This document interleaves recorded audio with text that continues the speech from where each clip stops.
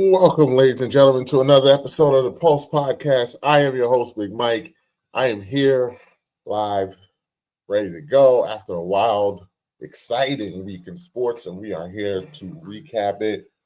We are going to have a full house tonight, and let's get right to it because we got a lot on the table. It's a full house. You know I can't do this alone. Mad Producer Podcast Poppy's in the building. We're here. We're both still winless. Never a doubt in my mind. Both still winless. When am I getting my credit for calling that out? Happy days will be here again soon, maybe. Never in my life. Maybe by Halloween. Maybe. Doubt it. Maybe by Halloween. And we cannot do this alone. Fresh off, he's clinging to his one win to his Raiders for the season. And Anthony is here in the building. So current update: the Jets, Titans, and Raiders are combined 1-11. Yeah. Anthony read my mind here. I was gonna say that my favorite thing that Anthony does at the end of each football week is combine our records. Let us know that we all combined, all three of us have one win. We're literally just hanging on to the Raiders week one win against the Patriots. Jesus Christ. This is the saddest, most pathetic shit. Terrible. And it's just a repeat of last shit, man. I'm sorry about that. No, it is. Jets had wins by this time last year. I think Tennessee. Yeah, Tennessee did too, actually. Yeah. Have one. And our special guest tonight, live, usually catch them Sunday nights with Podcast Poppy on the Barretto Boys. Steven is Tan Viper in the building. Every time I'm texting Dylan, every time I watch the Raiders, I find somebody new on their defense. It's Max Crosby and a bunch of castaways. See Jamal Adams, I see Devin White. I'm trying to figure out who I see. Tyree Wilson. Defense. Tyree Wilson's actually somewhat showing up a little bit. He's showing up to work this year. It's only been 3 years. I don't know if you guys know this. I'm not going to hit because you guys may know this, but I'm not going to hit the breaking news. But Xavier Howard just retired today. Yes. Just decided. Yes. Yep. Just decided. You know what? I quit. When did it retire? Was it? I just Like figured 3 out hours he was on the ago. Colts. 3 hours ago, he retired. Got cooked on Sunday. Did Shaq Leonard retire too? Jack Leonard also retired. Yes, he did. Yeah. Got cooked on Sunday and said, "You know what? I'm gonna go home." Well, It could have been worse. He could have got cooked and then retired at halftime. 10 men on the field. There's only 10 men on the field for 2. So, Congratulations on retirement. He had a 4-year run in Miami where he was like really, really good. he was really good. Yeah. And then injuries ruined him. That's why Miami cut him. And I think the injuries is probably the reason for that. He just doesn't. It's work now. It's not. He don't love the game. It's work. Pulling the opposite of Vontae Davis. Just wait until after he got cooked after the game to retire instead of just like, I'm leaving. Halftime. Quitting at halftime is crazy. And then, since we're on the topic of Vontae Davis, we go with one of my favorite hard knock moments of all time when Vontae Davis gets traded from Miami. He goes, "How do you feel? Can I call my grandma?"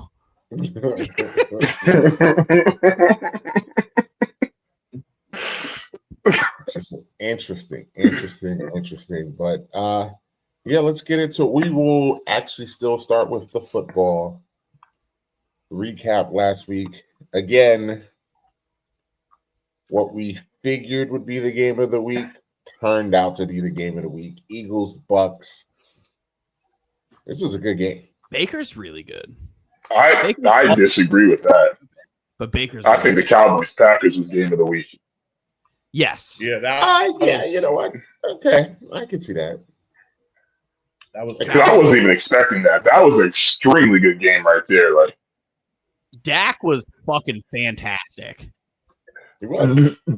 Fantastic. Dak might be I can't believe I'm saying this. He might be the best second best in the league right now. Like he's a top 3 quarterback right now. Dak Prescott. I mean, Dak has always been like a really good quarterback, but no, I'm not talking about he's top 3 right now. Like, and that's without CD Lamb too. Mm-hmm. Yeah, I know. That's the crazy part. Dak's really good at football. Last time Dak was healthy, he was second in MVP. I was pounding the table for Dak to get MVP votes. Yes. Yeah, Dak is great. Dak's really good. Yeah, the problem is it was also missing 3 offensive linemen in that game too. Yeah. The problem, Dak is like, I don't want to say he gets the shit end of the stick because he's the fucking Cowboys quarterback, and if the Cowboys ever mess up, it's always going to be Dak's fault, no matter what. But dumb play calling, shitty defenses not showing up. There's a lot of things that go wrong. This year, that Dallas is just going to have a great offense and they're going to be the Bengals from last year, where they're going to have a fucking awesome offense and just the worst defense imaginable. Only defense might be worse as mine, but we'll see. But Dallas is very close.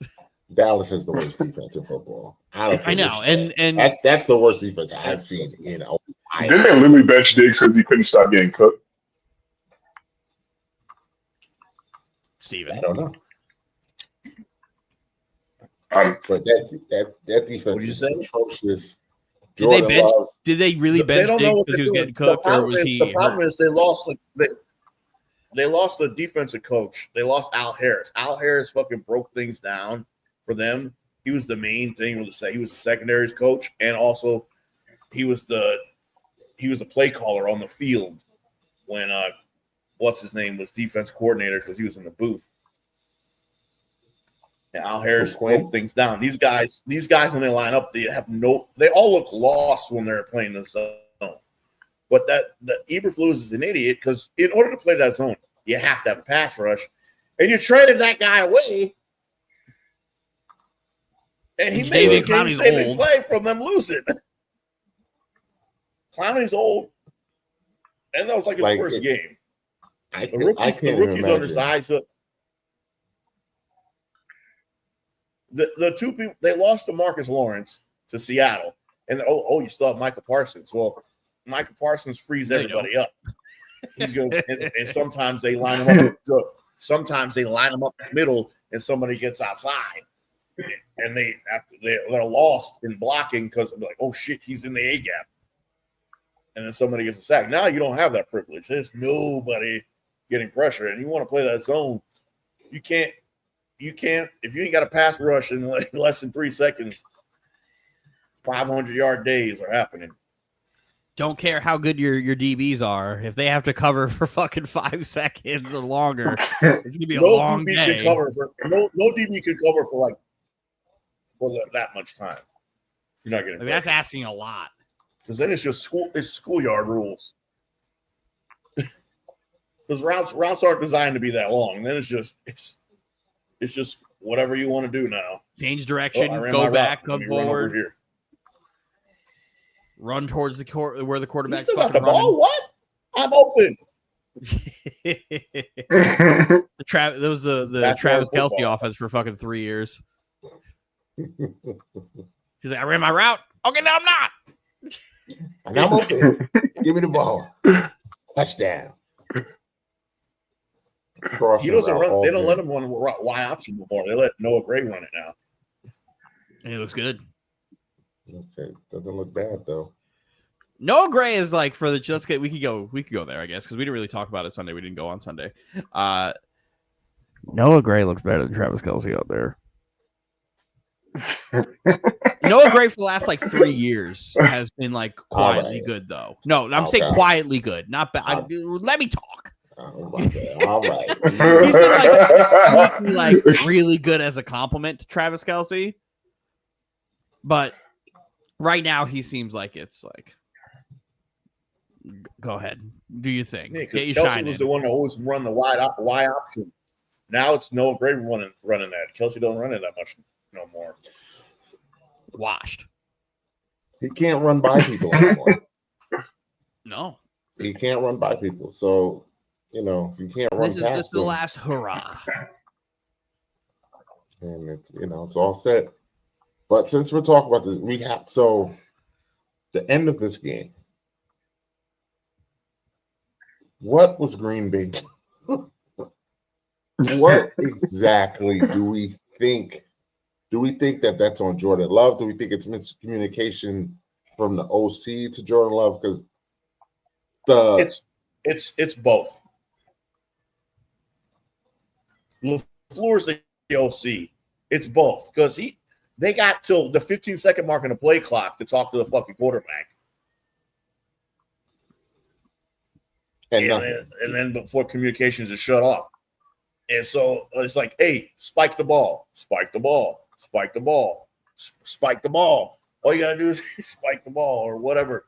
Because he got there, how many seconds when they got to like that 10-yard line was still there. It was like and they just let it run on the clock left. and then damn near 1 second away. How's the home clock operator not let that 1 second run out? Fraud. That's how. Fraud. Fraud. Because that was tough. We would have been cooking LaFleur and Jordan Love had that gone the way it should have. The crazy Jordan Love thing is the reason they lost against the Browns. The tie probably going to help both of these teams. Yeah. The tie, I think, helps Green Bay way more. I think it helps them. The tie hurts Green Bay more. The tie helps Dallas more. I think it helps them with this division. If they could get the higher winning percentage than Detroit does, whoop, there you go. You guys, it helps for your wild card. Yeah, helps for their wild card. Yeah, it'd be like how the Giants got in a couple years ago. Except y'all are like good on offense. Yeah, because this Giants team is not good on offense. Although Dylan's boy got to run out there. I was rooting for Dart in this game. I wanted Dart to do well. I didn't want to sit there. I personally don't think he's very good.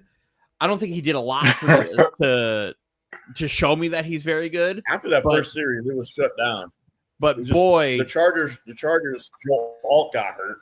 Yeah, they basically out your left tackle and right tackle and your right guard. They have 3 backups in there because no Becton, no Slater, no Alt. It fell into the strength of the Giants, very much so. And it's just like, this is the perfect situation for the Giants to fucking win this game. Anthony's quiet. It became a perfect situation for the Giants to win this game. Dart is very likable. Yes. He's very likable because, like Cam Scattaboo, he got that, my favorite thing. He got that, what's my favorite stat, Mike? Dog. He got that dog in him.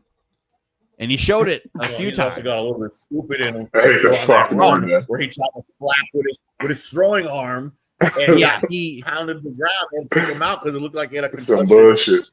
He does got a lot of stupid in him. Do I think he's going to run into a perfect scenario like this again? No.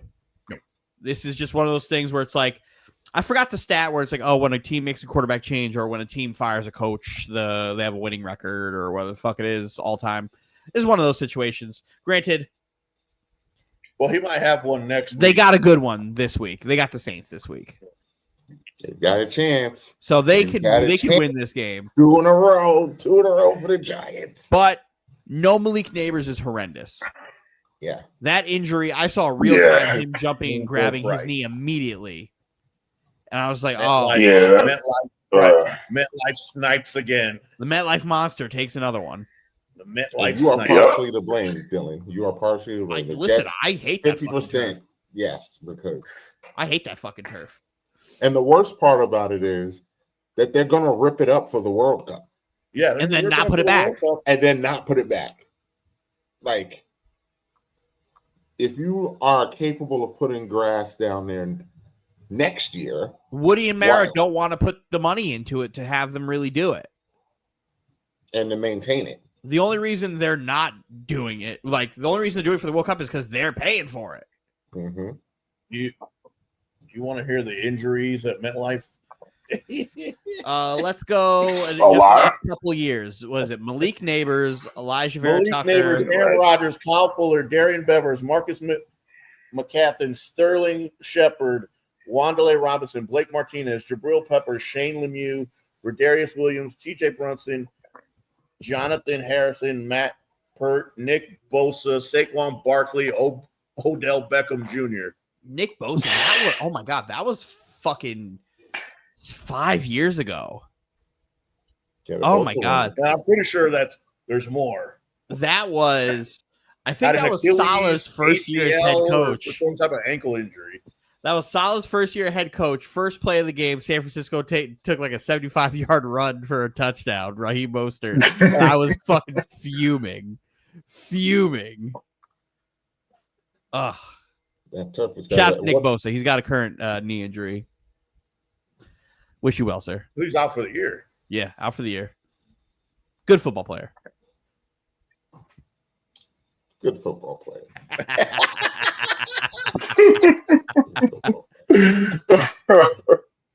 He's very well in football. He does very well in He's football. Very well in football. That's about all you're going to get out of me. That's all you're going to get. But can we talk before we move on? Because I have to. I wouldn't be me if I didn't argue with Dylan about this. Bum ass Justin Herbert strikes again. No, don't do that. No, come on. Don't do that. Come on, Mike. Don't do that. Come on, Mike. Are you ignoring that touchdown pass that he threw to Quentin Johnson before halftime? He had? Yeah, like come on. And then Mike tried to blame Justin Herbert for that interception. What about when he threw all over fucking the Broncos last week? He threw all over Kansas City. Mike immediately tried to start shit talking Justin Herbert after he threw the interception where Tyler Conklin just fell on the floor. So we're gonna. I bet if you take Justin Herbert, if you take Justin Herbert and put him in that Philly offense, it does way better with Justin Herbert. Justin Herbert throwing dimes to AJ Brown and Smith all night. Shit, he's doing that with Quentin Johnson. Johnson stinks. I know. Johnson tapped the pass. He's having a low-key really good year, but he still stinks. Like, imagine him doing that to Brown and Smith. Like, it was fuck it, that was Goddard too. It was the perfect scenario for the Giants, but like we can't say here like, yeah, Justin Herbert stinks, but we ignore all the other games that have happened so far. Where it's just like he's been awesome. Oh, that was like his first interception in like freaking like almost like 7 or 8, 9 games. Yeah, like his first 3 games were really good. He had that Giants game. And he still didn't play bad. Like, didn't play bad. First 3 games were good. Giants game, he got hit did a not lot. Play good. That interception, both those interceptions weren't even on him. Fucking sexy Dexy just jumping in there. Yeah, that one was fucking hilarious though. Dexter Lawrence, and then who made the tackle? Justin Herbert. In Madden, if we were playing Madden 2 years ago, Steven and Hunter would be fucking horrified if they saw a quarterback running at him. Because we have this infamous play where it happened where I threw like a 25-yard interception with Trey Lance. And then I came down with Trey Lance and hit stick the DB, and he fucking fumbled and recovered the football. And Hunter, every time we pick up Trey Lance, I'm like, oh shit, Trey Lance, we run out of bounds. Run out of bounds. Hunter to this day still like will just message me, fuck you for that. I hate Trey Lance.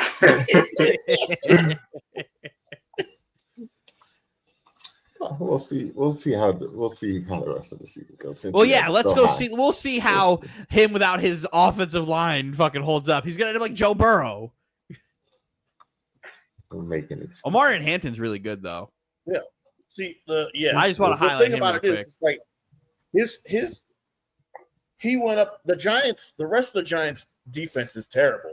but their D line is the best part of their defense. And when you are down 3 linemen, your left tackle is already out for the season. You take Joe Alt, you're moving the left tackle. Now he's out, and their guard's out. Like, what do you? And it's not even like you're down 3 linemen. You're down already playing with a backup right tackle because they moved Joe Alt to left tackle. Now they're on the backup left tackle and a backup guard. You're down the 3 best positions that the Giants have: edge, and then the guy who plays over the guard. It's nightmare fuel. And then Abdul Carter comes in. Abdul Carter, also fucking awesome. I'm very firm believer that guy's gonna have a fucking gold jacket one day. But man, I need him to get a fucking sack. I really do. I need him to change that number because that 51 is 51 sucks. 51 is an ugly 51 number. is a horrible number. But every number he wants, a Giant great has it. It's just like, no. No, the punter has 99. Get out of here. Yeah, that's also horrendous. The fucking kicker punter having 99 is fucking nasty work. That's nasty. I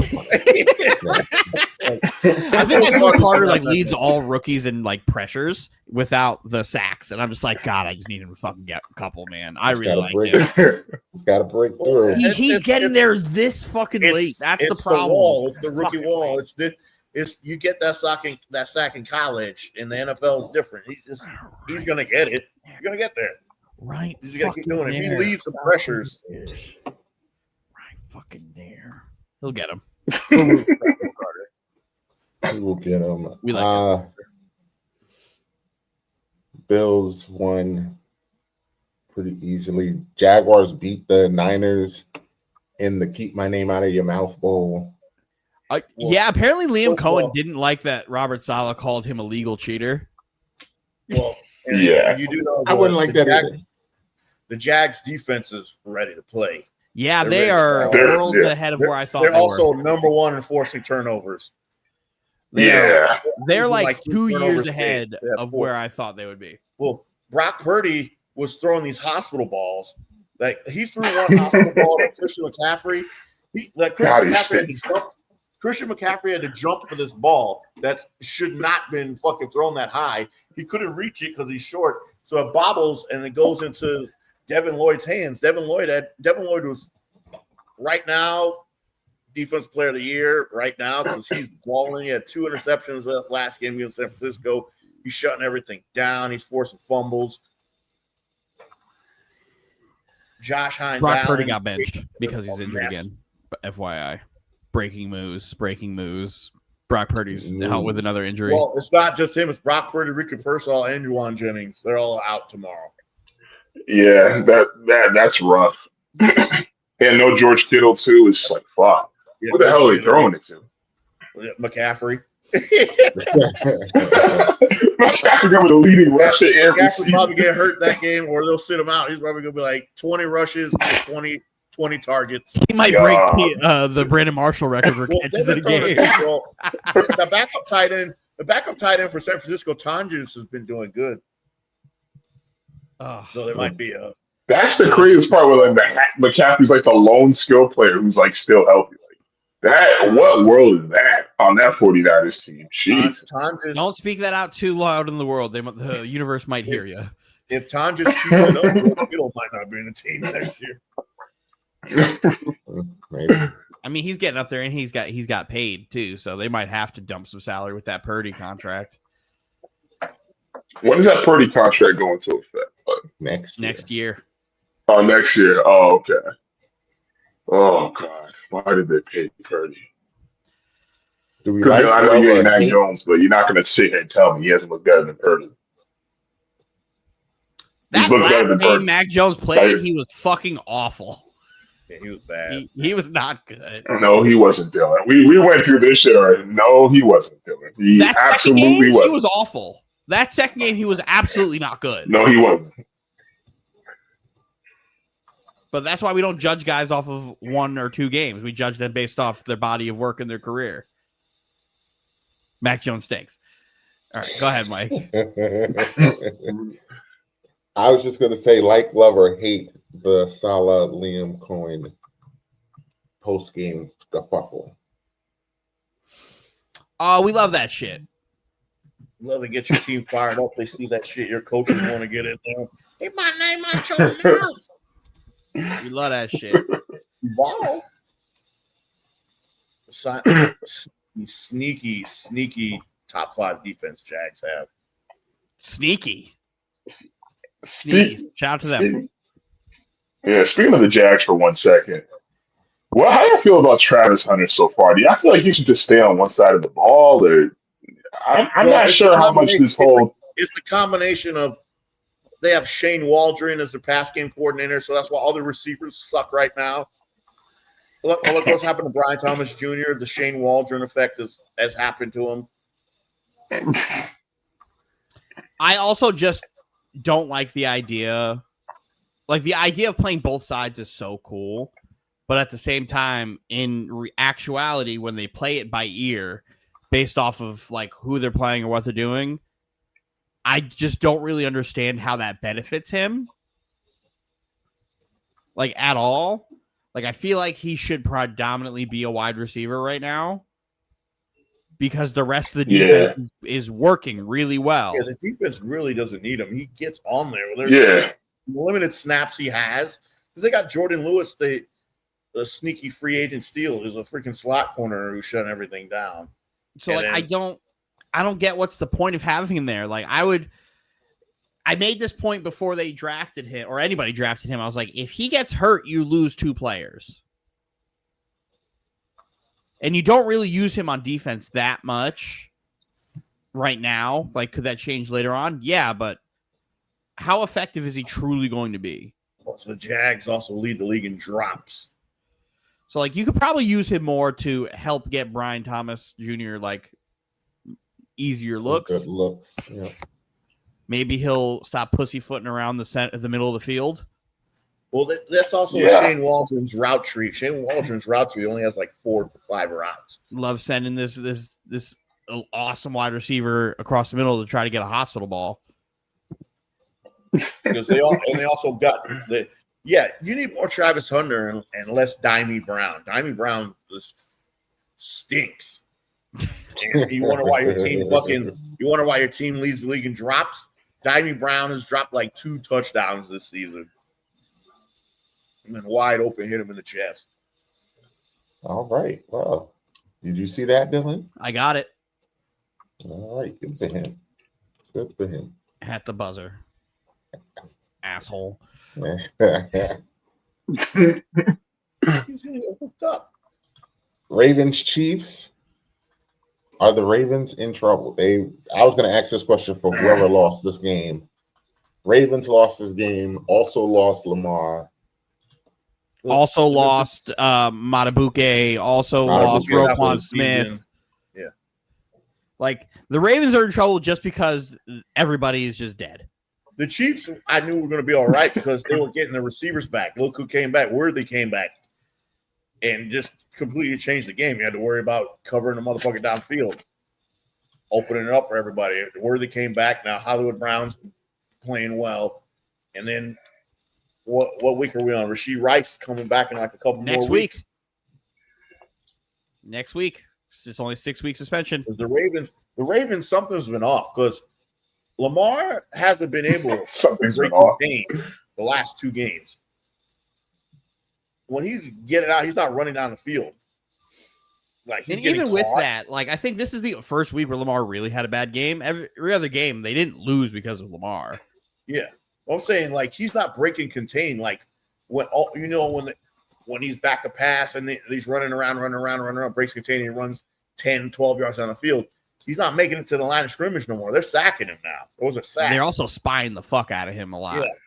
Yeah. They are. And then the idiot goes and he's like, "Oh, they're spying me." Saying again, it seems so simple to just be like, "Oh, well, everybody just spy Lamar Jackson. We should all just spy Lamar Jackson." Teams don't. And then he goes out onto the press conference after that Lions game and is just like, "Yeah, they spied me. I had a hard time." And everyone's like, "Huh? Look at that." Would you fucking look at that hamstring injury? I'm wondering if it was affecting him earlier because, like, he's not. If it's not a design run, and when he's running to this side, running to that side, making everybody miss, and then getting like a 12-yard gain. He's getting sacked now. Even when they had the spy, they've had spies on him before. He was able to break away. Now, not so much. Yeah, those are turning into sacks. Because the last 2 games, he's just not getting past the line of scrimmage. I don't think the Ravens are in trouble per se, only because I still think they're better than most of the teams in the AFC. And like as the season goes on, they're just gonna start stacking wins. But if Lamar's out, then they got Cooper Rush. And Cooper Rush ain't going to be running around like Lamar. That ball's and you can only dig yourself so much of a hole. Play action to help him. If you know Lamar's going to be out at least 2 weeks, you could go 0-6 because they have the Texans this week. They have to win this week because their defense is not getting any better. Nobody's coming back to make. And they have the Rams next week. They have to win this week. They have to win this week. And then you have the off chance Lamar comes for the next. They have a bye the next week, so you can easily come out of the bye week 8 0-6. Well, they have a win. They have a win. 1-6. 1-5. Well, right now they're saying Lamar is. Initially it was 2 to 3 weeks. Now they're saying it's a week to week. They're saying he's actually going to try and play this week. Yeah, so the hamstrings are different. They don't even know. Sunday could be like a 2-week thing. Might not feel nothing now, and then it turned into 3 weeks, 4 weeks. You got to play that one by ear, where it's like you could say one thing, but you got to do your work. The worst possible scenario is they lose. The worst possible scenario is that they lose to Houston and then Lamar is still not quite there. And he's like, I just got to fucking play. I can't let this go down on the one. But then you risk going what? What are they 1-3 right now? Then you risk going 1-5, I believe, before the bye. Like that's tough. You put a hobble Lamar against that Rams defense.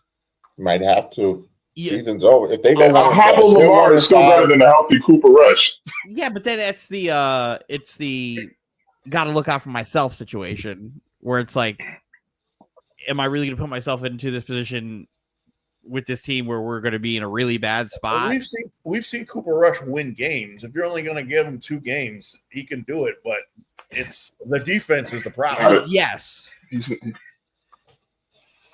This defense, yeah, they got to figure that out. Because Stafford got the field there with that secondary. Very Derrick Henry heavy, and that's what Cooper Rush is going to need. They're going to need Derrick Henry heavy and play action. It should have always been Derrick Henry heavy. Yeah, but Derrick Henry been fumbling. Even before he was fumbling, but not like this. He's going to have to be better. The whole defense needs to be better. The defense has to play better. Like they can't do this. Yeah, but they've been bad for quite some time. Really big well, yeah, it's been bad since Lamar's been there. How many? They were bad all of last year, and they're bad this year. Like when's the last time the defense has been good? How many blown leads? Remember when the Dolphins came back out of nowhere and blew them out? That was like the Dolphins for some reason also just have their number.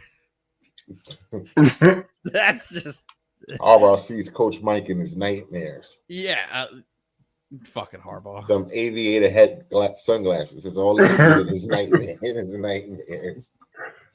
The defense is not getting any better. They're not going to bring anybody. Oh, Roquan Smith's out. Roquan Smith I didn't even know he was there when he's healthy. So what's the difference of him being out? It's not like he was doing anything. That defense is getting paid too much money to be that ass. Well, most of those guys are getting older. Kyle Hamilton, again, a safety doesn't impact the game too much. When the rest of the defense is on, and then Kyle Hamilton's able to be awesome, then it's like cool. Then you really feel it. But if you're the best player on your defense is just your safety and nobody else, you're not going to have a great defense. And they are learning that because they can't rush the passer. Nope. So no. Unless they start using Hamilton like the Jets would use Jamal, which is like, all right, Blitz boy, go and provide pressure for us. They play the Houston Texans this week, and Houston just traded away another tackle. Another offensive lineman. Let's fucking go and make our situation even worse. Let's get rid of our starting offensive lineman. We're gonna put a backup in there. Don't worry, the backups will be just as good as the starters anyway. So I get it. Prayers up to Tyreek Hill. Nasty injury on Monday Night Football. Oh, yeah. Drew, his agent, Drew, is saying it's only going to be 1 year, which I find very hard to believe. I doubt that. Your knees your legs just not supposed to do that. A dislocation with 2 tears, and he's like 32 years old. He's not going to come back and be Tyreek. No. I don't think he's coming back next year at all. No, exactly. And if he comes back at all, he'd be 34. The ACL injury is a 2-year injury. The second year, he'll be 34. Yeah, it's going to be bad for him because at least with go ahead. No, at least with Tank Dell, like he's still young, so he still has potential to still be a solid receiver after his horrendous knee injury. Tyreek's had his career. Mm-hmm. Yeah, Tyreek's career already had his career. Like, and he got his thing is his speed. His thing is his speed. And now you have a leg injury. You're going to come back with that speed? The quickness, the speed, he's going to lose a step, and then he loses all his advantages. He's 5'10". A 2-year injury. Yeah. And he's never really a hands catcher. And he's also not a great route runner. So it's like he was just his speed was his route running. It's a tough spot for him to be in. He also hasn't caught a pass over 30 yards since week 1 of last year. Well, that's more of a Tua thing. Still. Don't worry. The Dolphins got their mojo back. They played the Jets, and now Tua is fucking feeling himself. Behind the back passes. Behind the back and a no-looker. I was like, this motherfucker. Black jerseys. Cat food brain, you piece of shit. Brain look like scrambled eggs. You're out here fucking with me, Tua? All right. We will jump back to football when we make our picks. Close, Dylan. Close. But let's jump. We gotta talk. We gotta talk some W basketball. We because it is spicy over there in the W right now. It is going. It's a lot of chatty patties over there. First off, go ahead. Go ahead. So first off, semifinals wrapped up. Mercury beat the Lynx in 4, and the Aces beat the Fever in 5. And that game 5 was one of the best games you will see. It was tough. Never say die. The Fever were down. I mean, down is tough because Aaliyah Boston just fouled out. She did it to herself, but down there 3. Well, I'm just saying, like, she didn't. Kelsey Mitchell got hurt. No, you're not wrong. You're not wrong. Caitlin got hurt. Aaliyah Boston was on the bench because she fouled out. But that's their 3 best players. And they still was fighting tooth and claw. It took 38 from Asia and 32, I believe, from Jackie Young, and a crazy 3 from Chelsea Gray for them to beat them.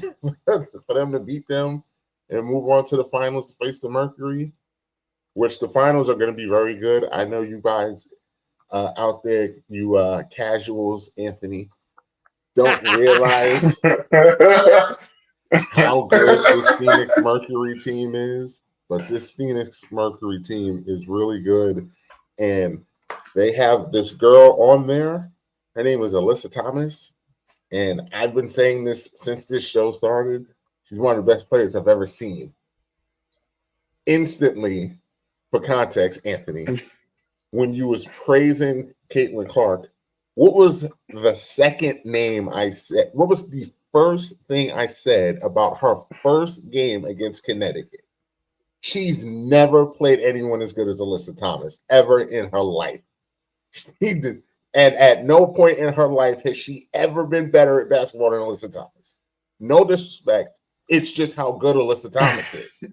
Alyssa Thomas is just that good.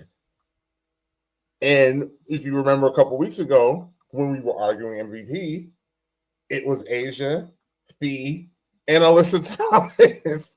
And we were sitting here, me and Dylan were sitting here because Anthony loves his records. No one has ever had as many triple doubles as Alyssa Thomas did this year. And any other year that Fee and Asia didn't exist, it wouldn't be close that Alyssa Thomas would have been the MVP of the league. But we live in a world where maybe the greatest women's basketball player of all time is playing. So this is going to be, she might be, Dylan. I know how you feel. I know how you feel. I've been there. I know how you feel. I've been there. We are watching. We are like you did earlier. We are watching something special. Asia is special, and this ring, if she gets this, so all of that before we get into the exit interview, just to preview the finals. Who needs this ring more? The Aces and Asia, who have 2 going for 3, or Alyssa Thomas and the Mercury, who's going for her first? And Alyssa is up there in age. They're different. They're different where I think if Alyssa Thomas and this team win it, it cements her legacy as like an all-time great. Whereas with Asia, if she gets this, again, I already think she's the greatest women's basketball player of all time, right? You can't deny her. It gets tough. Because with this team, with this Aces team, the way they started this, way they started, they lost the players they lost.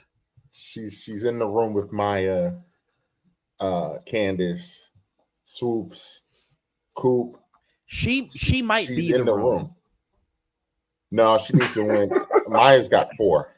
How many MVPs does Maya have? Maya does not have as many as Asia, though. That's what I'm saying. She might be in the room. I think Maya Moore is the single greatest WNBA basketball player I've ever watched. Right? I think skill set wise. Again, I said this in the group chat fucking like 2 months ago at this point. She is the closest thing we have ever seen to Mike and Kobe in the WNBA. Period. Point blank. That's just what it was. Asia's different. She's not as skilled as Maya Moore was, but she's fucking phenomenal in her own way. She's Shaq. She's dominant. Said this last year. She's Shaq. Because the rebounds, the defense, the scoring, she can't be stopped. It's how in the she post. Scores. She's so much like what modern Tim Duncan would look like because she's so fundamentally sound. Tim's so fundamentally sound, which she is. If like prime Tim Duncan was in modern NBA basketball, that's Asia Wilson. Timmy would be a monster in today's NBA. Asia Wilson. That's what it is. But like you can't deny her. She's undeniable. It's going to be fascinating to watch. It's the first best of 7 series in WNBA history, and I think the series could go 7. I absolutely think the series could go 7. It's that close. Phoenix plays hellacious defense. If Phoenix is allowed to play football, this is going to be a long series. Yep. If they're not allowed to play football and get physical with Asia had a hard time playing football. This is going to the Aces will run them out of the gym, not run them out of the gym, but the Aces will win if this is a finesse game. So Leah Boston gave Asia Wilson fits. She did. But that's just because she's just so much bigger.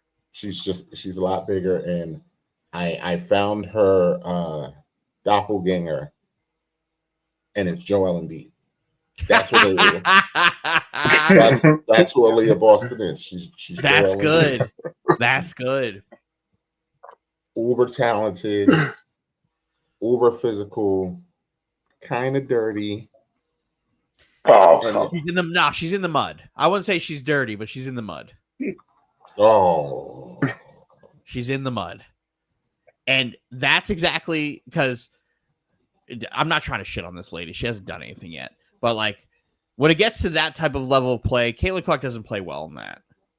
She does not. Having somebody like Leah Boston who thrives in it helps immensely. Oh, that's so good. So good. Because in that environment, who could truly stop her? I can't. If you're wondering, if you're watching it and you're wondering why Anthony is hyper focused, it's because his Reds season is probably on the line right now as we're watching this. Bases loaded, 2 outs, down by 1 in the top of the 6th, and their best player is at the plate. And come on, Ellie, come on. I'm ahead of both of you. I know. I'm trying not to watch you, Dylan, because I know, but like I can. Yeah, because Dylan got that super speed. I keep telling Dylan, stop watching these games the same time we watch it, man. Not to fiber optic internet. I can feel the stress that Anthony's Listen, no, I don't think there's a team that has left more in the last 2 games that have left more runners stranded than us. This is true. Oh my god. This is true. Oof, what an at bat for Ellie. Yamamoto dog shit today. Dog shit today. I don't know where you guys are at, but he's currently at 93 pitches in the top of the 6th. Fighting.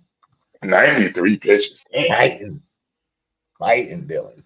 Fighting. Come on, Ellie. Come on, young man. This is your moment. I hate the Reds, but I know this is a massive Ellie fan since he. Too. I can't wait to he's a Yankee. I can't wait. Oh yeah. Yankee. What? They don't stop that blasphemy. I can't wait till he's a Yankee. Listen, ooh. They need to stop showing Magic. Stop hating. Stop hating. This is like the 9th time I've looked over and they showed Magic Johnson. Yeah, they keep showing his ass like that. Hey, man. It's his city. He runs the city. That jacket is fire, too. It's his city. That is a fire jacket, though. It's a fire jacket. Oh, no, Ellie, no. Sword. Sword. It's supposed to be a moment, Ellie. That was his moment. Get him out. Should have had this dialed up, Dylan, but we were knee deep in the Yankees before this game started, before this pod started. But Nafisha Collier on her exit interview took this torch, threw some gasoline on it, lit it on fire, and turned this bitch to the ground. You want to talk about holding people accountable? There is not a single commissioner worse than the WNBA's commissioner. Not yes. one. She is horrendous. For her to have the complete lack of self-awareness and be so full of herself, thinking that, one,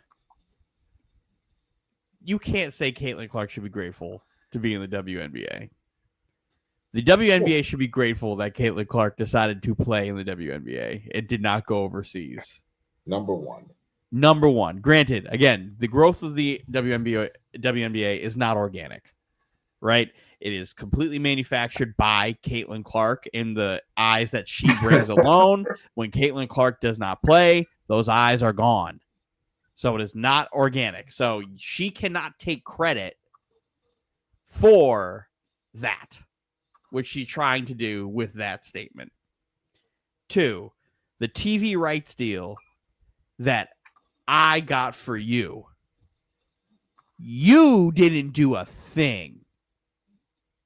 People wanted to get in on it. And going from ESPN to USA is not a flex. That is bad. It is not a flex at all. So, like, I don't know the numbers. We don't Granted, know what the numbers Ion are. has 4K cameras, but I mean, even the NFL. But ESPN advertises the fuck out of you. Look what they do to WWE now. They're on fucking Sports Center every day. Which I hate, by the way. Yeah, well, ESPN, when they have a product like UFC, they push it. UFC's leaving. A lot of people don't like UFC leaving ESPN because ESPN pushes the fuck out of you. So you could brag about this TV rights deal that I got for you guys and yada, yada, yada. You're using the manufactured product that you had nothing to do with. That you still got off of the backs of the players. And you're saying that you did it. Complete lack of self-awareness as a commissioner. I don't know how she's still going to have a job because the owners are her boss. Yeah, not holding they can't come to accountable. You can't not protecting their investments. You can't sit here and tell me that she's been doing a good job of the W. She's not. She's done the bare minimum. Which is really just showing up to work. Oh, you got the players, you got the owners to agree to all use private planes for the girls. Whoop-de-doo. Like, they should have Joe been Tsai's doing been trying that. to do that for fucking 5 exactly, years. Like, and y'all told him no. Like, that's really good for your sport. That's really good for your players. That's really good for all that stuff. You also may not even get a fucking rights deal done with your players. So much they should be grateful. Saying that that Caitlin Clark should be grateful that Nafisha and Stewie went and created a 3-on-3 league that is already almost worth as much as a W. That is, if that shouldn't set the alarms off, and you had a chance, an option to buy in. They wanted you to buy in with them and be an investor, and you said, no, nothing. It reeks of entitlement. See how long that league can stay open, because that reeks of entitlement. As long as she's running it, it reeks of entitlement. And no, we're talking about that 3-on-3 league. If we have to see how long that league stays open. They ran the majority of that first year just off of the investment itself. We have to see how long that league's going to stay open for us to I'm sorry. we have to see how long that shit stays open. No. We have to see how long that league stays open before we really can pass judgment on the WNBA not investing. Oh, that is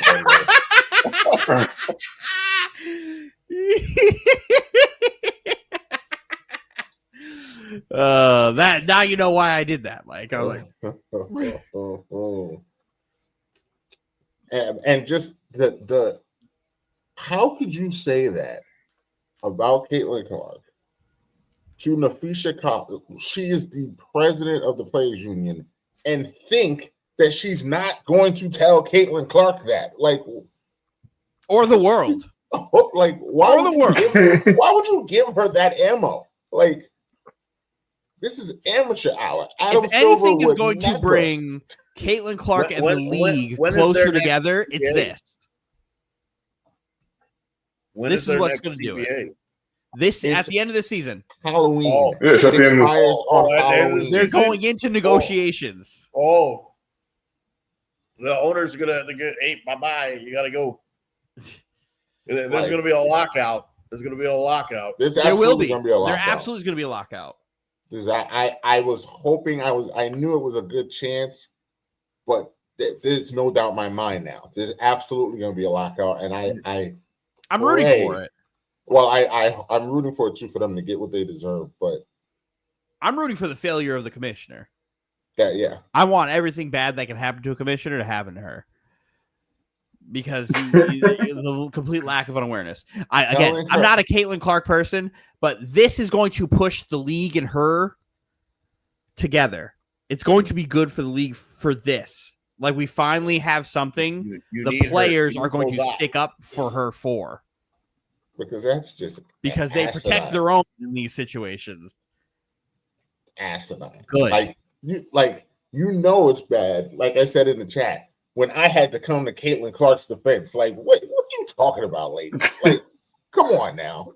Stop it. Be real. So, and you believe that shit. Like, there's no way you could believe that. Well, actually, I do think she believes it.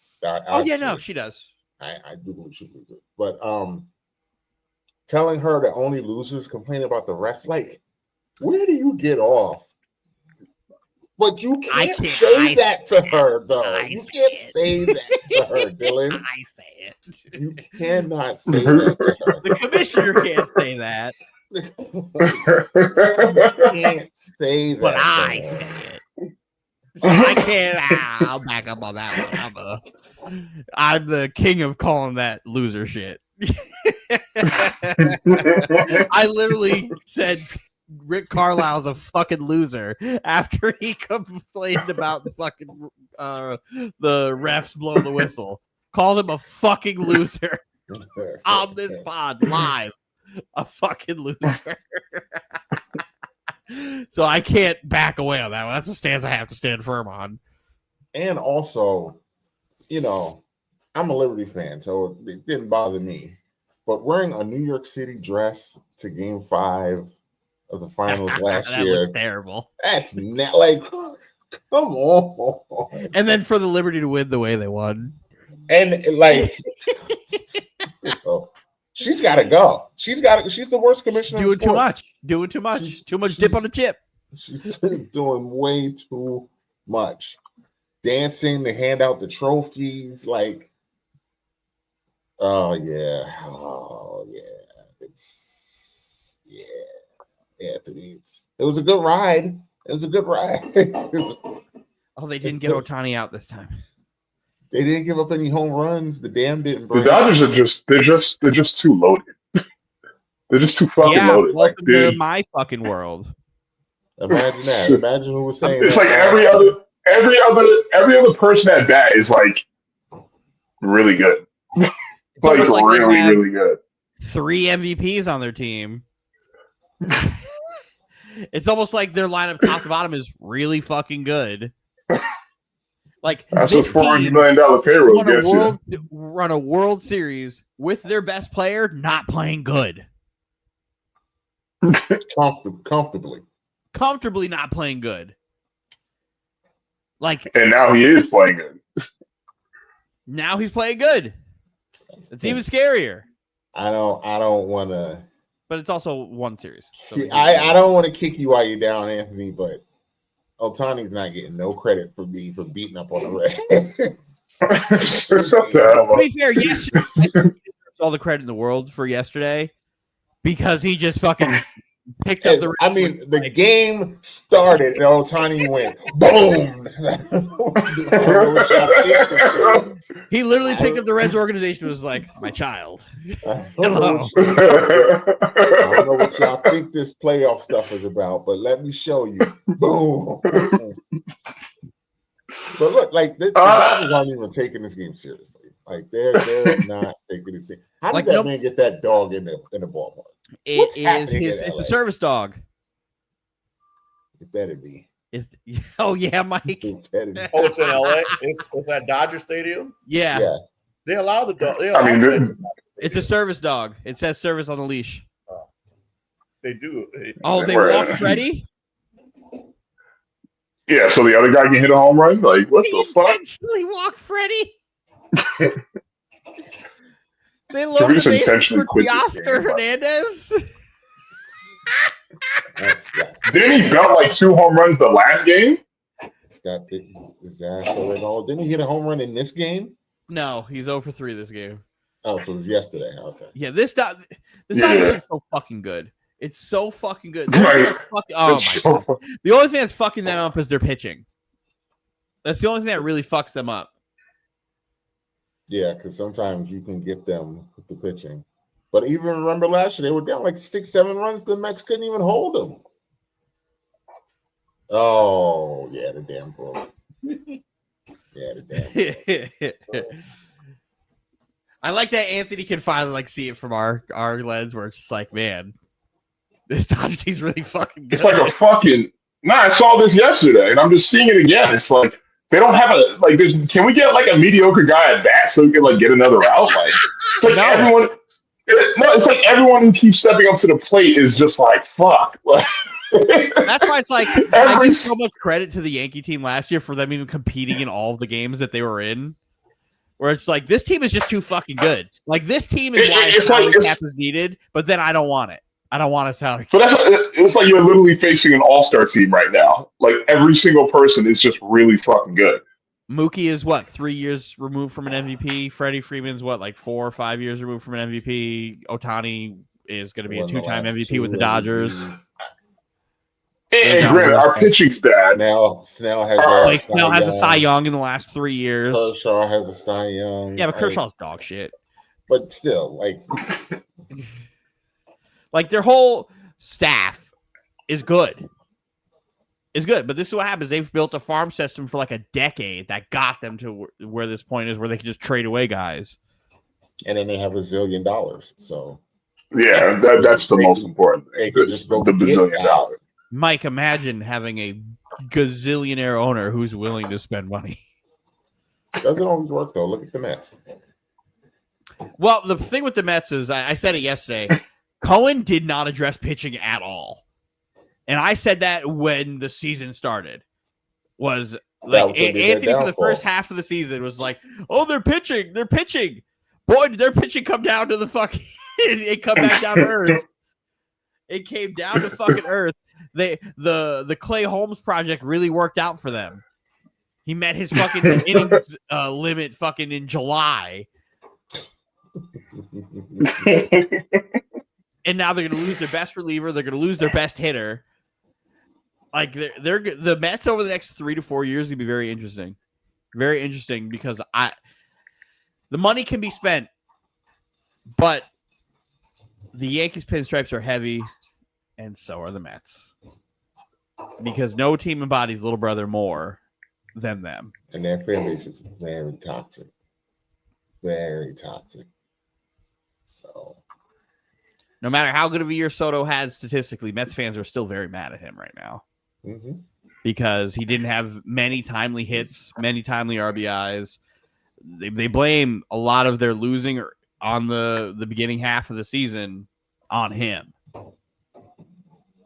Well, I mean, but again, he's on a $750 million gazillion contract. So, of course, he's going to face the bulk of the brunt. Like, you have to. If that's Aaron Judge in that situation, Aaron Judge is getting murdered. Absolutely destroyed. Absolutely murdered. But that's just the difference between a Yankee and a Met. Where Aaron Judge, being one of the 2 best players in baseball, has to carry that standard. Like, we're at a point where Aaron Judge, literally only competing for hit with himself with the numbers that he has, may not win a fucking MVP that he absolutely fucking deserves. And people will make fun of him for not winning it because he's a Yankee. Because he's a Yankee. If he played on the Minnesota Twins, we would be screaming how unbelievable generation. He'd be Mike Trout. Aaron Judge, if he played in the National League, would win that MVP too this year.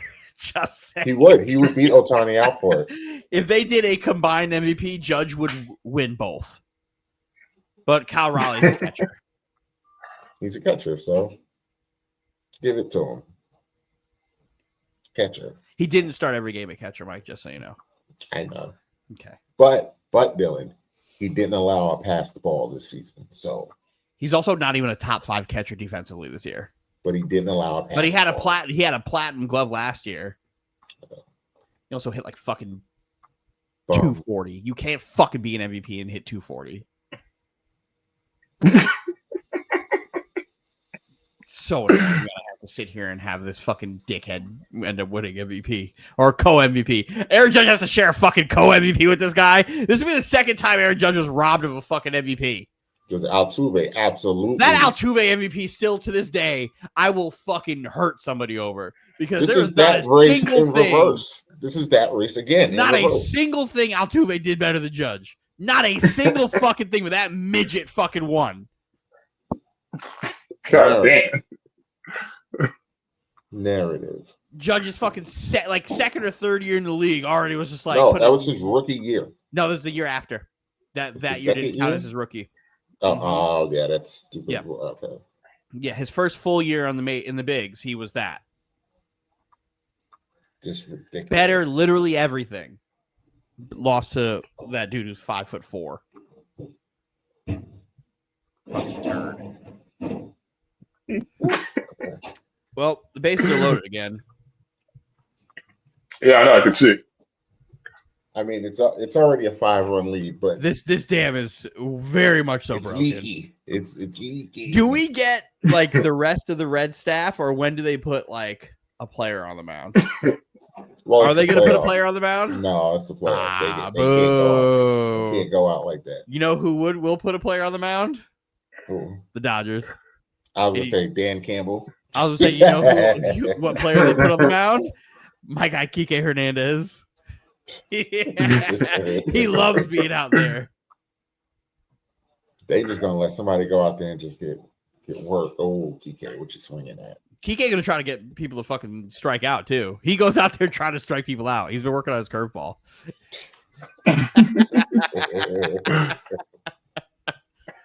I hated Kike when he was a Red Sox, but same thing with Mookie. I hated Mookie when he was a Red Sox. I can appreciate Mookie now. I didn't hate him when he was a Red Sox. I did, because you have to. Respected it. That's how I feel about Crochet. I don't hate Crochet. I just respect the fuck out of him because he's a dog. I don't really like him. He's a fucking dog. But I will hate him if I need to. But I can respect him. It's like Pedro. Hated Pedro. I hated him. But I respect the fuck out of him. I hated everything about that man. Still do. Still kind of get upset when I see him on TV. I still get a little upset. Still a dog. But I use him in the show. I know. Ace. And you lost.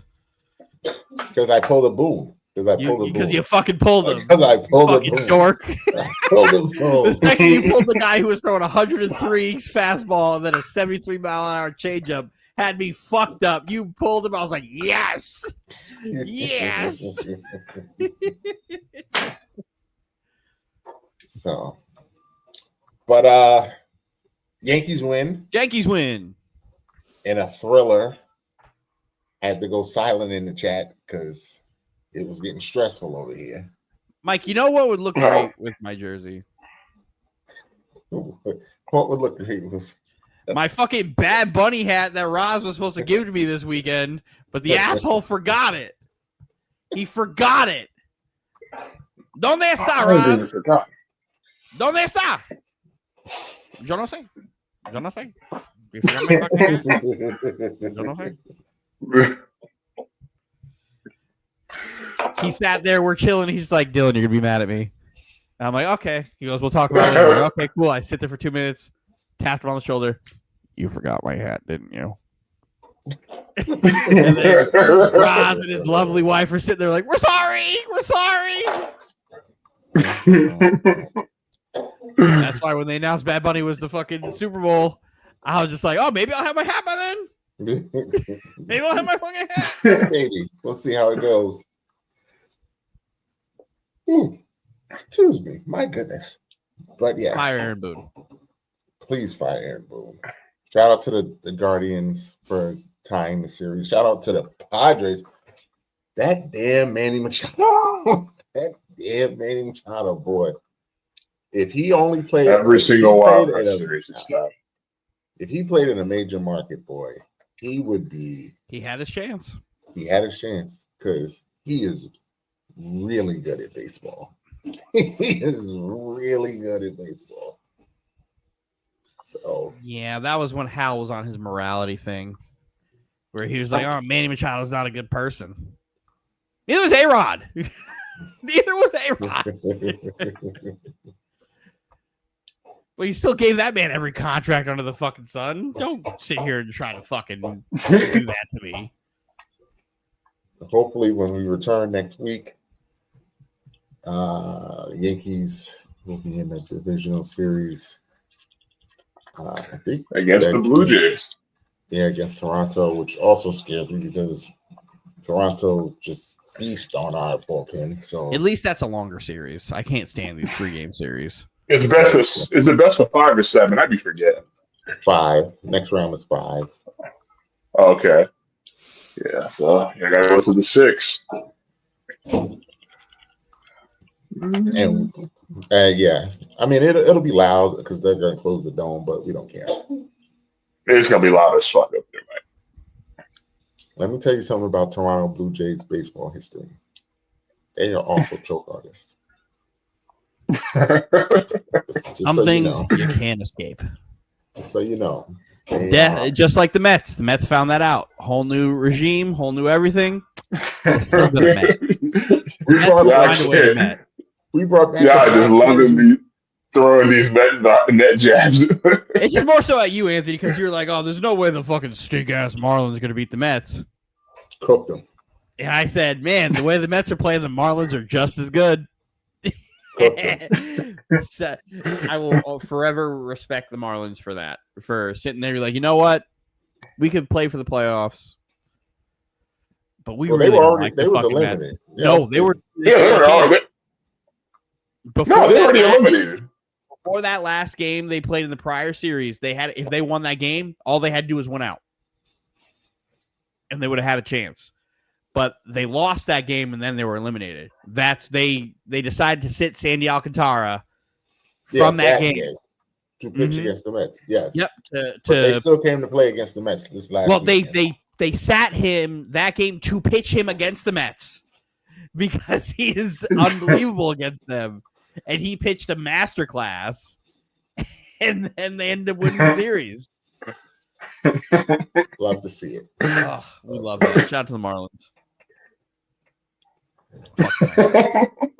But now it is time. Our favorite part of the show, fantasy focused. Dylan, play the music.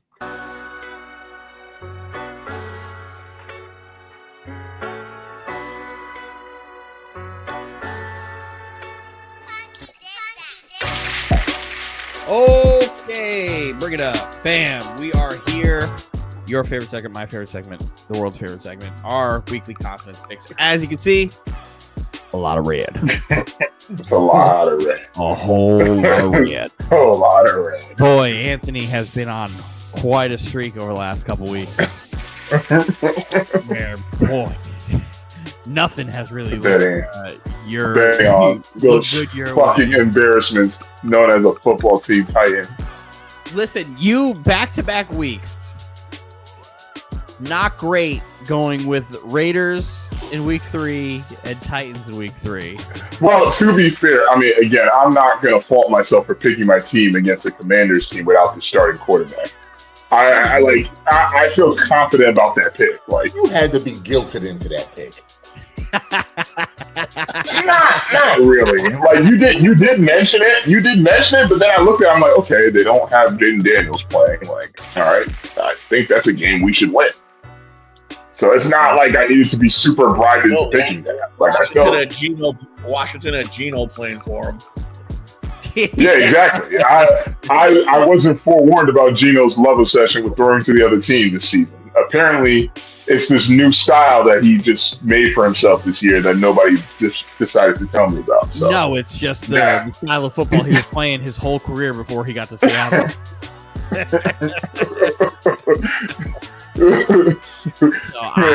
I'm over thinking this is newfound fascination with just throwing to the other team. I just wasn't aware where all this shit was coming from. He also had good receivers in fucking Seattle. Yes, but it's not like on Geno Smith. There's a reason it took Geno like 10 years to get here. to this point in his career. Like Geno, his rookie year was fucking incredible, where he was like this great athlete, like great arm. But Geno is an asshole, and he's very full of himself early on in his career. And him thinking he could just turn over the ball and not get any pushback is why he was a backup for like 6-7 years. And then he got to Seattle in a great situation, and he looked good. And they're like, okay, cool, we can rock with this. And then let him go. And it's just like, all right, in that situation, good receivers, solid offensive line, good run game, solid defense. Good situation. It's kind of like it's not as bad as that Jimmy G situation where it was like, oh, you go from the Niners and then you go to the Raiders and you fucking stink. We went from the Seattle Seahawks where he had some weapons and then he went to you guys and was like, oh my God, he's fucking horrible. But alas, Anthony, not a good week. Mike, also not a good week. Yeah, the Niners burned me. The Niners burned him. Carson Wentz being inept. Carson Wentz being inept. I told ya, I flip-flopped on that Vikings-Steelers game. I went back. I wanted no part of it. I knew. To be fair, I mean, again, it's subjective. I don't think Wentz played that bad, but I mean, Wentz was terrible. Wentz was not very good. If the Vikings had a just okay quarterback, they would be very good.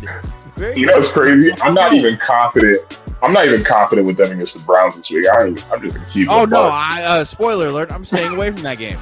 I'm staying away from that. We have a quarterback making his debut, so who fucking knows? But the two undefeated people, Roz and myself, both also lost our two. Roz lost it because the Chargers lost. I lost it because the Packers didn't lose.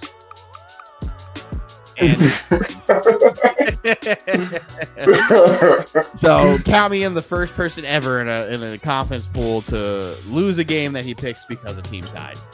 Weren't you making a joke about time too last week too? I literally tried to say, hey, we should have like this random thing where it's like you call a tie, you get like 4 points. You did mention that last week. They said no. I was like, now it'll look fucking crazy. Now it'll look fucking crazy proposing that. Limited, because you can't do that every week. You can only do it. And then I was like, but like it gives somebody like Anthony a chance to come back. If but alas, I was quickly killed. Anthony was nowhere to be found during the little vote that happened, so we couldn't even tie it. But right. Don't ever say I didn't do anything good for you. I tried. But as Roz is not here, at the buzzer, Roz sent his picks. So we have them here. Shocker, Dylan loses on the wheel again. No matter where Dylan is or whatever on the wheel, Dylan is just last on the wheel. Death tax is Dylan's last fucking wheel. So, with that being said, we're on to week 5. And we have Ross's picks for his 3. He picked the Buffalo Bills over the New England Patriots. I feel like he's just going to pick Buffalo every week. I mean, it's a safe pick. For his 2, he picked the Detroit Lions over the Cincinnati Bengals. And for his 1, he picked the Los Angeles Rams against the San Francisco 49ers. The 3 sure pick. The 3. Do the Bills face the Eagles this year? And I would have picked those teams for I me. don't know. For the 3 easiest games of the week, somebody has He could literally pick the Bills every single week, like no lie. And it would not be a bad pick any week. The only time it's a bad pick is if they went to Philly, maybe. That's the only time I wouldn't pick Buffalo. And I feel like he would still pick them. So, with that being said, I am next. Him taking every fucking gimme hurts my feelings. He's gonna do it every week. Like, why are you guys shocked? He's gonna be in hell this week, Anthony. Yeah, this is not a good. This is. I still won't pick the fucking Titans. So you might not have the chance to. I will not pick the fucking Titans. That embarrassment of a fucking organization. Anthony has his own rule now. I thought last week's slate was hard. This one is even fucking worse. Even fucking Yes, worse. it is. So, with that being said, let's get into it. For my 3,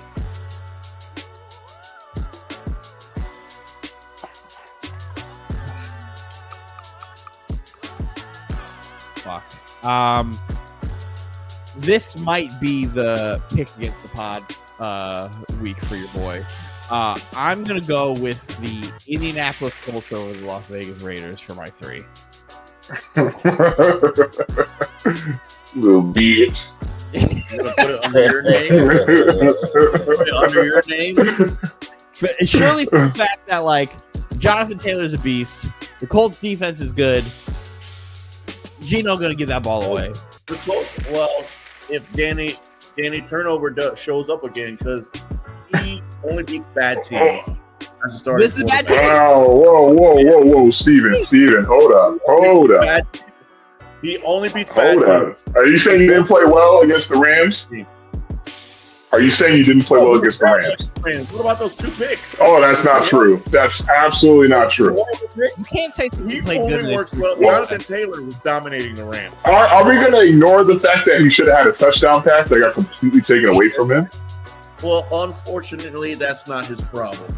No, see, you got to add context. You can't do that. You can't do that. I saw 2 horrible interceptions. I saw 2 horrible interceptions. Are you gonna put it under your name, Dylan, or not? Right. I'm not. I don't want to give Mike that shit. What am I doing? Fuck you, Mike. You man on defense and Jonathan Taylor. If you make it a Danny turnover game, some people like apple turnovers. I like the Danny turnover. I trust this Colts team against this fucking Raiders defense. They stink. For my 2, Max Crosby's getting back there. I'm going to do something I didn't think I was going to do this week. Pick the Jets? I'm a fraud. I don't have integrity this week. You want the Cowboys or the Jets? Over the New York Jets. Fucking fraud. You called me a fraud the past 3 weeks. Look at you. I'm a fraud this week. I'm a fraud. Fucking fraud. Fraud alert, ladies and gentlemen.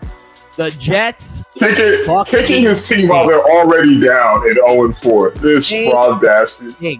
I told you, motherfuckers, this team was going 0-5. Just the Bills are good stallion, so you're. Yeah, what you say, Dylan? What did you say? Nothing. You said the Jets stink, right? Jets are horrendous. Jets are fucking horrendous. If the Jets win this week, you will not hear the end of it. Well, this would not be the first time the Jets have walked into Week 5 against the Cowboys and won. It would not be the first time. But I don't have the better quarterback playing for the Jets anymore. So we move. Actually, we're changing it. That's going to be my 1. Because I forgot there was another team here that I'd rather have. Give me the New York Football Giants over the New Orleans Saints for my 2. The Saints have been playing good in New Orleans. Yeah, but they fucking stink. Yeah. The Saints, the Saints, like, here's the thing about the Saints. They actually, like, they've been, like, competing. And you also got to look at their schedule, though. They've had a hard schedule. They've had a really... Buffalo. They competed against They Buffalo. actually did. The Philly special was intercepted. Yeah, like, don't let the scores confuse you. If you actually watch them play, the Saints aren't as horrible as you think they are. Like, no, I trust the Giants' defense. The Saints have been in every game except one. That was it. If Neighbors was playing, I'm all with you on that. Neighbors not playing, I'm not 100% sure about that. I think the Giants can run the football down their throat, and I think they're going to rattle Rattler. No pun intended. They're going to get him. Because, again, Rattler's not very good. Like, they're competing. They're doing all this stuff, yada, yada, yada. I think this Giants team just kind of is it right now. Like, this is that game for them. This could be one of those things that could potentially turn them around until they start playing really good teams again. But I think they have some juice right now. And then I'm picking the Cowboys with the Jets because the Jets fucking suck. Jets gonna go 0-5. I fucking said. I would have kept the Cowboys game after 2. Nah, well, I trust the Giants. All right. Michael. So there's not slim pickings left. Slim pickings left. I'm making a change before you go. Yeah, you can do it. Like, you haven't gone yet. Yep. I'm removing the Jets Cowboys. Give me the Texans over the Ravens. What? Such a fraud. Again. Ravens. I'm no longer a fraud. Still a fraud. No longer. Texans over the Ravens. Yeah, I can see it. I don't trust Cooper Rush. Cooper Rush is fucking terrible. And Yeah, I can see it. Ravens defense, Cooper Rush. I'll take the Texans there. And they have no pass rush too, especially a lot of BK. No longer a fraud. Mike, you're up. Take them Cowboys. For my 3-pointer, I will not be taking the Cowboys in that terrible defense. Yeah, but the Cowboys' defense is terrible. Like, we'll see how many yards the Jets defense goes up against this number 1 ranked Cowboys offense. And you still won't catch up to them. We might. you still won't catch up to them. If Steve Wilkes has a job after this week, I'll be very shocked. For my 3-pointer, give me the Vikings. Really? Yeah. You're looking at Browns again. Gabriel stinks. I love this. Yeah, Yeah, the but Browns. Carson Wentz had a tough time against the Steelers. The Browns have a Wentz is better. terrible too. The Browns defense comes to play. Brian Flores will have that boy in hell. Especially that line too. That Browns Jim line. Schwartz gonna have Carson Wentz in hell. Yeah. We'll roll the dice. There's not much left. For fake injury, JJ. Not much left. I have no choice because I don't really want this Chargers game because I don't know what the Commanders. I'm not going to mess with that game. But one thing for sure, 2 things I know. Sunshine is not him. Oh. You know who You're gonna bet against Jaguars again. Patty. Give I me want Patty to for stay 2. away from this game very Give me much. Patty. Talking about how good this fucking defense is. I was like, oh boy. Oh boy. And since I have no choice and Dylan's a fraud, give me the Cowboys for the one. I'm a fraud. I said, Mike, you can take him. Go ahead. Dylan's not a fraud. Dylan didn't pick his team. Mike, I'm going to give you a 1-minute interval to see if you want to make any changes. Oh, If not, then I will go ahead. have fun with that Philly-Denver game. Yeah. Why you don't want to pick Philly, Mike? Huh? Why you don't want to pick Philly? Yeah, I'll stay away from that game. I'll stay away. A certain quarterback didn't have any completions in the second half. Stay away. Oh fuck! There's a couple games where I was like, I need to stay clearly away from. That Vikings Brown game, I was like, I'm staying clearly away from. This Dolphins Panthers game, Dolphins Panthers away game. from. No part of it. I almost forgot. These get harder now that the bye weeks are like upon us now. There's one gimme left, Anthony. Especially week 8. It's like 6 teams on a bye too. But I'm iffy. I'm iffy. Well, my three pointers. One guaranteed. Gimme. I know. My 3-pointers gonna be the Cardinals over the Titans. Yes, that's That's one I was iffy the on. one I'm talking about. Because I don't know if the Cardinals are going to be able to establish the run with every running back they have just exploding. They might not have to. They might blow But it. They're going up against the worst team in the NFL and also the worst coach team in the NFL. Yeah, but I think it's going to be one of those things where the Cardinals, if they're going to start to score, it's going to be in the back half of the game after the Titans defense has been dragged through the fucking mud the entire game for being on the field. That's what I also wanted to stay away from. I was like, I love Kyler Murray, but I can't. Call of Duty's out soon. He's Call of Duty's out. He's probably at the COD Next event that just happened. Face adapters on the sideline. His play is already down. He's already playing down before the game. Yeah. However, for my 2-pointer, I'm taking the Chargers over Commanders. That's also one of those. Someone who hates he still picks them. They've helped him. They've won him every game he's picked. At my 1-pointer, I'm gonna take them Philly Birds over Denver. The Eagles. Me and Dylan have this thing on Denver. We think they're bad. We think they're frauds. Next, I think not next week. Let's go week 8. We're gonna call it now. You think Denver's frauds? Where Dylan is going to give you his all fraud team. We're going to give you the good team, the good bad team, the bad good team, and the bad bad team. Broncos are on that list. The Broncos are one of those teams. I think the Broncos are the good bad team right now, but I need a couple more weeks to see. I mean, Bo Nix came to play. Bo Nix is the reason you think they're a fraud watch. he balled out this past Monday.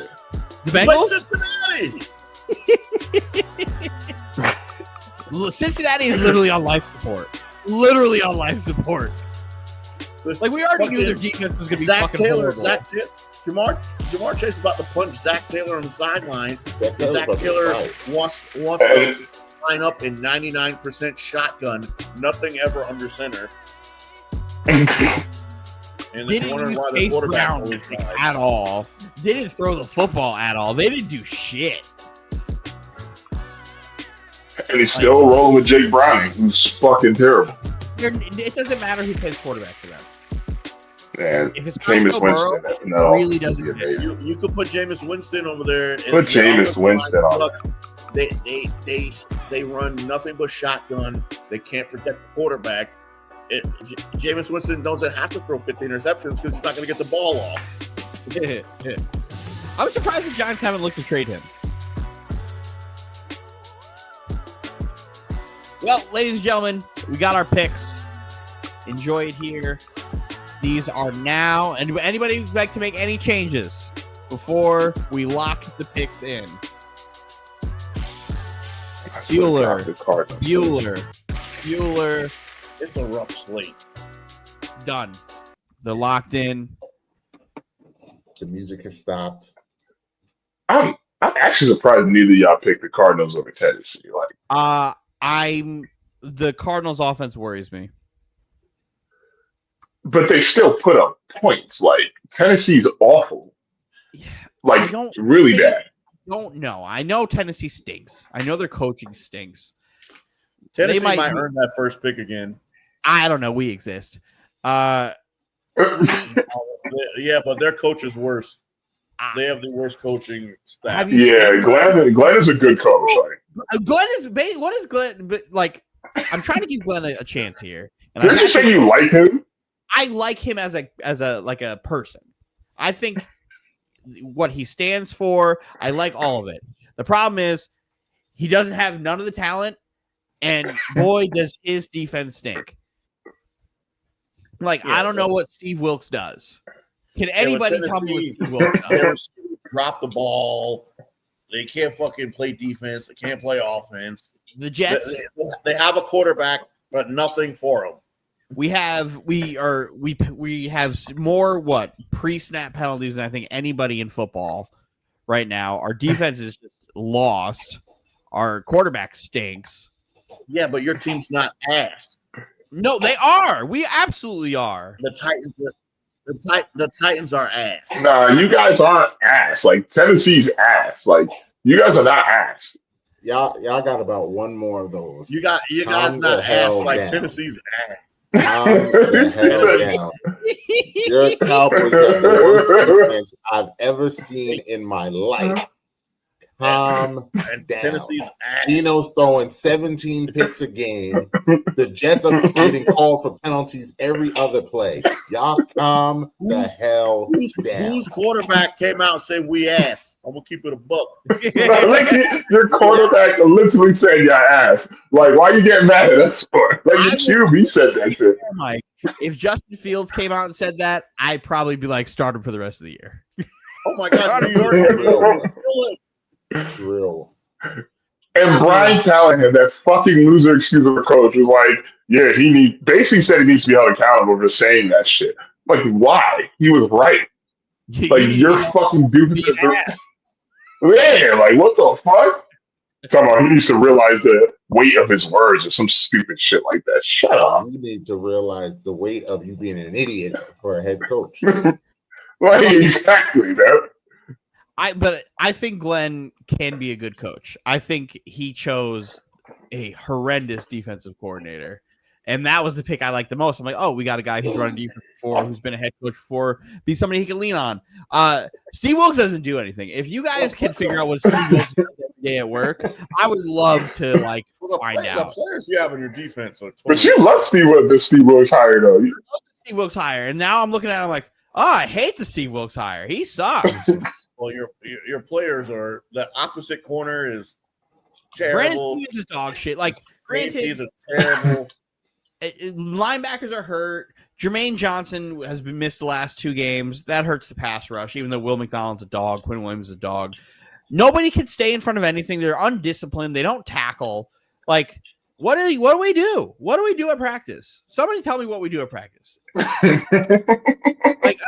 At some point, I don't think Aaron Glenn's a good defensive coordinator. Aaron Glenn should take over the defensive play calling. Although you got a bad beat with that Braylon Allen fumble. That was a 14-point swing. Don't tell that to Braylon Allen doesn't fumble that ball there. I held Braylon Allen. I can't blame that besides Braylon Allen. It's that. What I will blame Justin Fields for every fucking time is being late on his throws and looking at one read and then running away. That's my biggest problem with him because that's all he fucking did. And then when he faced blitz pressure on his way and he couldn't read and run away, he fumbles the ball or just looked fucking terrible. I'm so beyond done, but gotta give him a couple more weeks, I guess. But when I watch Tyrod be a better quarterback with my own 2 eyes. One game. The Bills game, he played better than Justin Fields did in 5 minutes than he did the entire game that Justin Fields played. So I don't want to hear none of that. The Bucs game, he put up a better passing performance than anything Justin Fields has done, including what he did in Miami. Because he would get other people involved. Fields gets Garrett and then a check down. He can't progress to a second wide receiver, and that's a fucking problem. Well, you also don't have a second wide receiver. You could throw them. Use more than 2 people. Who's he supposed to throw to? Alan Lazard? Alan Lazard, a lot of guys were not getting open. No, well, they were bracketing Garrett and Wilson the entire first half, and then your receivers don't create separation like that, Dylan. I never said they did. I never said they did, but you have to be able to progress. On one play, he got put on his ass. It was the fumble. 3 receivers are stuck. I'm like, hey, can't read that. I'm like, none of the receivers are open. What do you want him to do? I want him to read the defense and recognize the blitzer, because the problem there, he fumbled on that play. Garrett got knocked on his ass to the line running into a bracket, and then he tried to immediately run once Garrett fell, and he ran into a blitzer. Down. It wasn't. It was 3rd.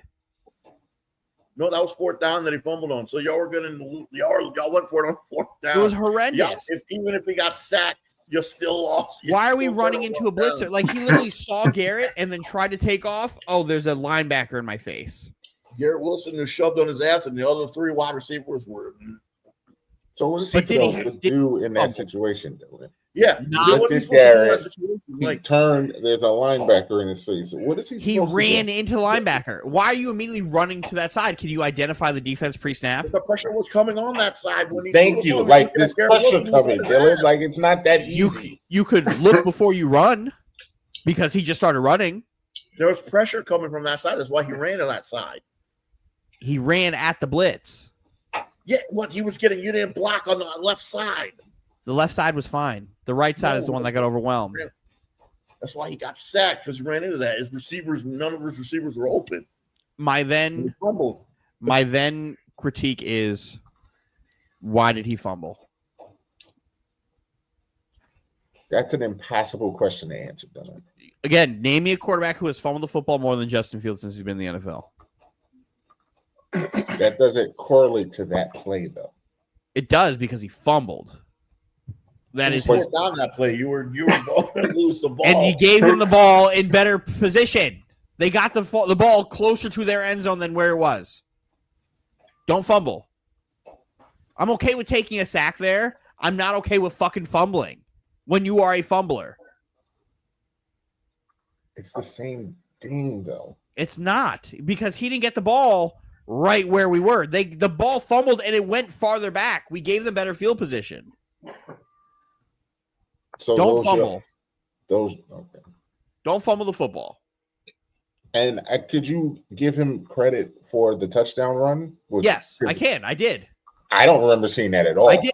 Anthony tried to say I didn't. I said that was a great run. I don't remember seeing that. And those two and what should have been two nice TD passes to Wilson. One got taken back by Stu. That offensive pass, that was a horrible call. That was a horrible call. Horrible fucking call. But again, terrible call. The only reason that's even there, because one, the offensive penalty, whatever, it didn't happen. The second one, the only reason the second one's there is they were up 2 scores. They were just letting us drive. That's not there all game. That's not there at all. Yeah, but this whole letting us drive, I'm not even really buying that either, but man. Teams don't stop pressuring. 2 scores is two scores under 2 minutes. 2 scores under 2 minutes. And they still could have lost the ball with an onside. They still could have lost the ball on the onside. You guys could have gotten the ball back. So it's not like the game was over. The game was over. We have to sit there and look at the odds and say that we're not getting. I think it was 14-28. You guys were driving the ball. They knew that if you guys scored, y'all would do an onside. Y'all recover the onside. Y'all could drive it back down and get a touchdown and tie the game up. The game wasn't over. What are the odds that we recover the onside kick? But again, it's still a chance. Doesn't mean that they're it's still a chance. Hard. They're not sitting. Yeah, they weren't pressuring. Yeah. They let Fields really sit down and fucking throw. But he was covering Wilson. Wilson wasn't wide open. I never said they were leaving him wide open. They stopped bracketing him. They stopped pressuring. They just did 4 3-man rushes and just went into coverage like they normally do, like a regular defense would do. But Wilson got 2 back-to-back matchups 1-on-1, and that's what it was. And even with that was still a great throw. It was. Yeah. It was more of a great catch than throw, because if Wilson doesn't make that catch, he hits dude in the back of the helmet.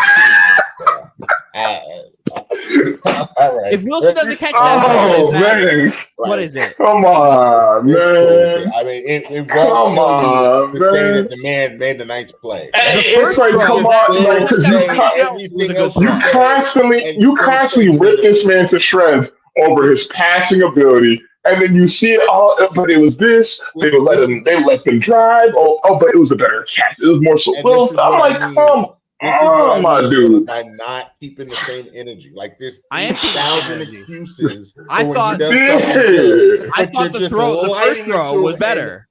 Throwing everything away. You sat here and argued Steven down about the blitz in his face, but you won't give him credit for the throw. Well, hey, they're backing off. They're doing this. Like, it was a better catch. It's not the same. Like, it was a better catch. His first throw to Garrett that got called back was a better throw. That doesn't take away the fact that one was a good throw. No, because if Garrett isn't awesome, that catch isn't made. That is way more Garrett Wilson being very good at his job than Justin Fields getting that. Because an average receiver is not catching that. That's hitting dude in the helmet.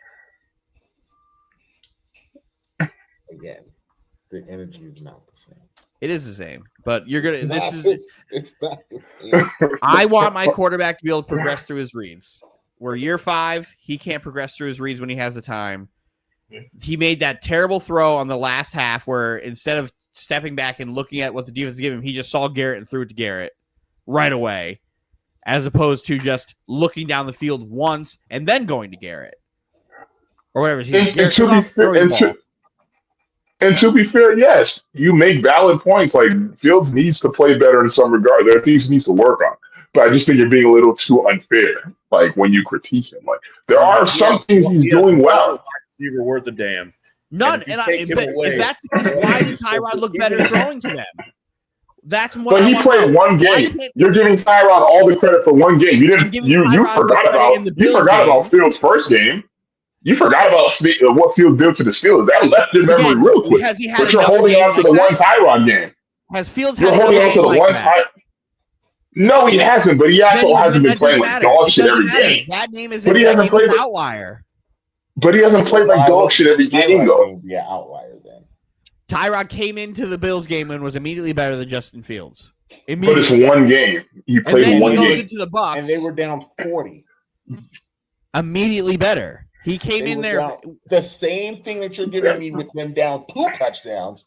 When Tyrod came in the game, they were down 4 touchdowns. When Fields was in the game, were they also not down 40?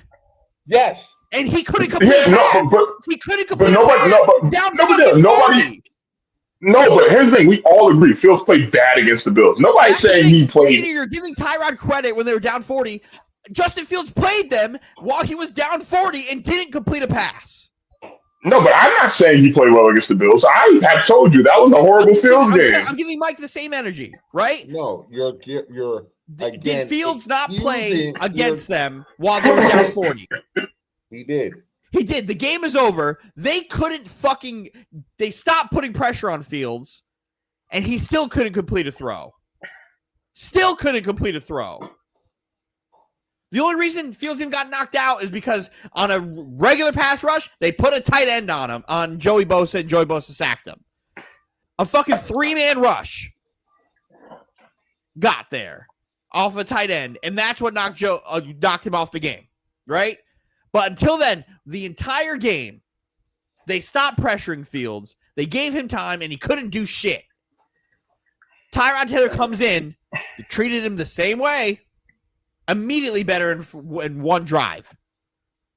Got his game totals in one drive. Goes and plays a good defense in Tampa. Passing offense looked better than it did against Pittsburgh and in that Buffalo game. Because he got more people involved and the offense was smooth. Because they couldn't run the football. Right? If the Jets can't run the football with Justin Fields, they can't throw the football. Period. Done. The only way you are able to throw the football and look good throwing the football is after the run is established. Tyrod couldn't establish the run. He threw the football, and he threw the football well. Justin Fields has not proven to me that he can throw the football well without the run being established when they take the game away from him. Tyrod also goes through progressions. Justin Fields does fucking not. There's also, again, completely different. If you don't think he's good, you don't want him to be good. I would love for him to prove me wrong, but I know he's not going to. Why am I going to sit here and hope when I know what this guy has been his entire career? Like he's just going to fucking change. The thing is, I don't think you're wrong, Dylan, but I don't think you're telling the whole story. Because again, with the whole reads, not progression through the reads and whatnot, there's truth to that. But again, you also take into account what Steven said. He only has like one receiver on the field worth a damn. Like outside of Wilson, it's a desert out there. Whether it's a talent thing or not, you still need to be able to look and see that the talent there is open.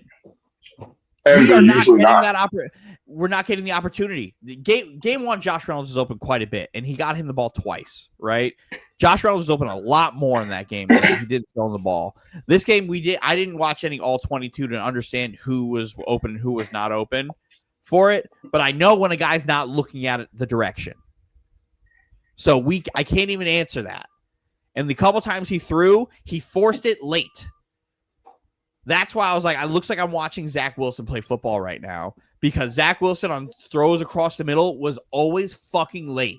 And you could always know he's late by how fast he throws a slant. Zach would put 99 miles an hour on the fucking heater on the slant, and it was just always late, always bounced off the hands. Justin Fields made a throw to Josh Reynolds across the middle on the slant to try to get in for the fucking field goal, and it was a gas, just all gas, no break on there, just late. If the throw's on time, we're looking different, but again, we're not reading it and on time to make that decision.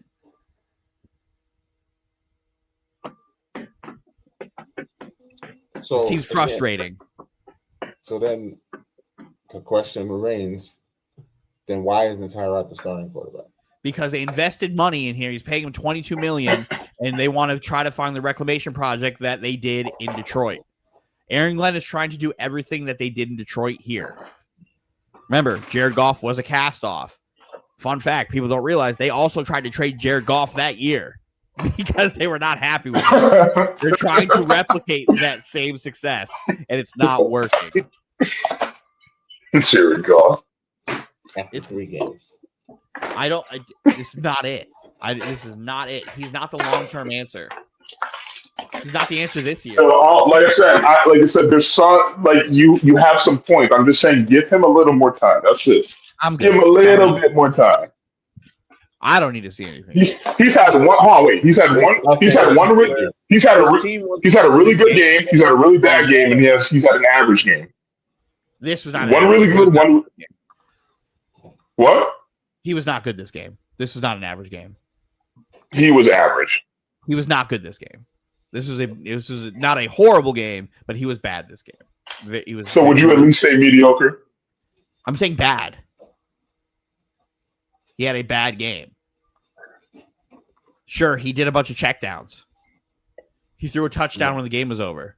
It was a bad game. But Dylan, but if you take into account that horrible offensive pass interference, that's 28 points on the board right there. Oh, the game swings. If that touchdown scored, we probably don't get that touchdown that was thrown at the end of the game. They keep the pressure on, and it's a different game going forward. It's the butterfly effect. There's not a world where you get both of those. It is what it is. If he can't be a good passer against his fucking Cowboys defense, I really want you guys to shut the fuck up. I really do. I really want you guys to leave me alone about Justin Fields. If he cannot pass the ball, you know what? Cowboys. You know what? I will. It doesn't matter. He can't. I'll back off a little bit. It doesn't matter though, Anthony. He can't win because if he does have a good game against the Cowboys, then Dylan's going to come in and say it's the fucking Cowboys. Incorrect. Of course, with bad quarterbacks, I would do that because I'm looking for it. I told Anthony if Justin Fields, I expect. Now, Mike, we did talk about this. Dolphins. I said this. I was like, I expect him to be good against the Dolphins. I will be upset if he's not, and he was not. If he was good against the Dolphins, cool, I could build off this and we keep it moving. He didn't do that. If we go against this fucking Cowboys team and he's not good, we have a problem. We really do. If he comes in and he looks great against the Cowboys, it's cool. We move to the next game. Let's see if we can add on to it so we can see what else we could build on. But if he is fucking bad against the Cowboys, everybody leave me alone. Everybody leave me alone and let me talk shit about 7. Do you think he played better than Tua? Yes. No. I think Tua played better. I think Tua played way better.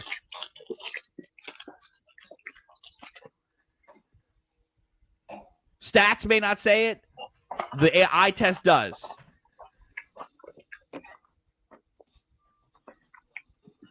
Okay. You watch that game. You can't tell me Tua didn't look better than fucking Justin Fields. Outside of the run. Yeah.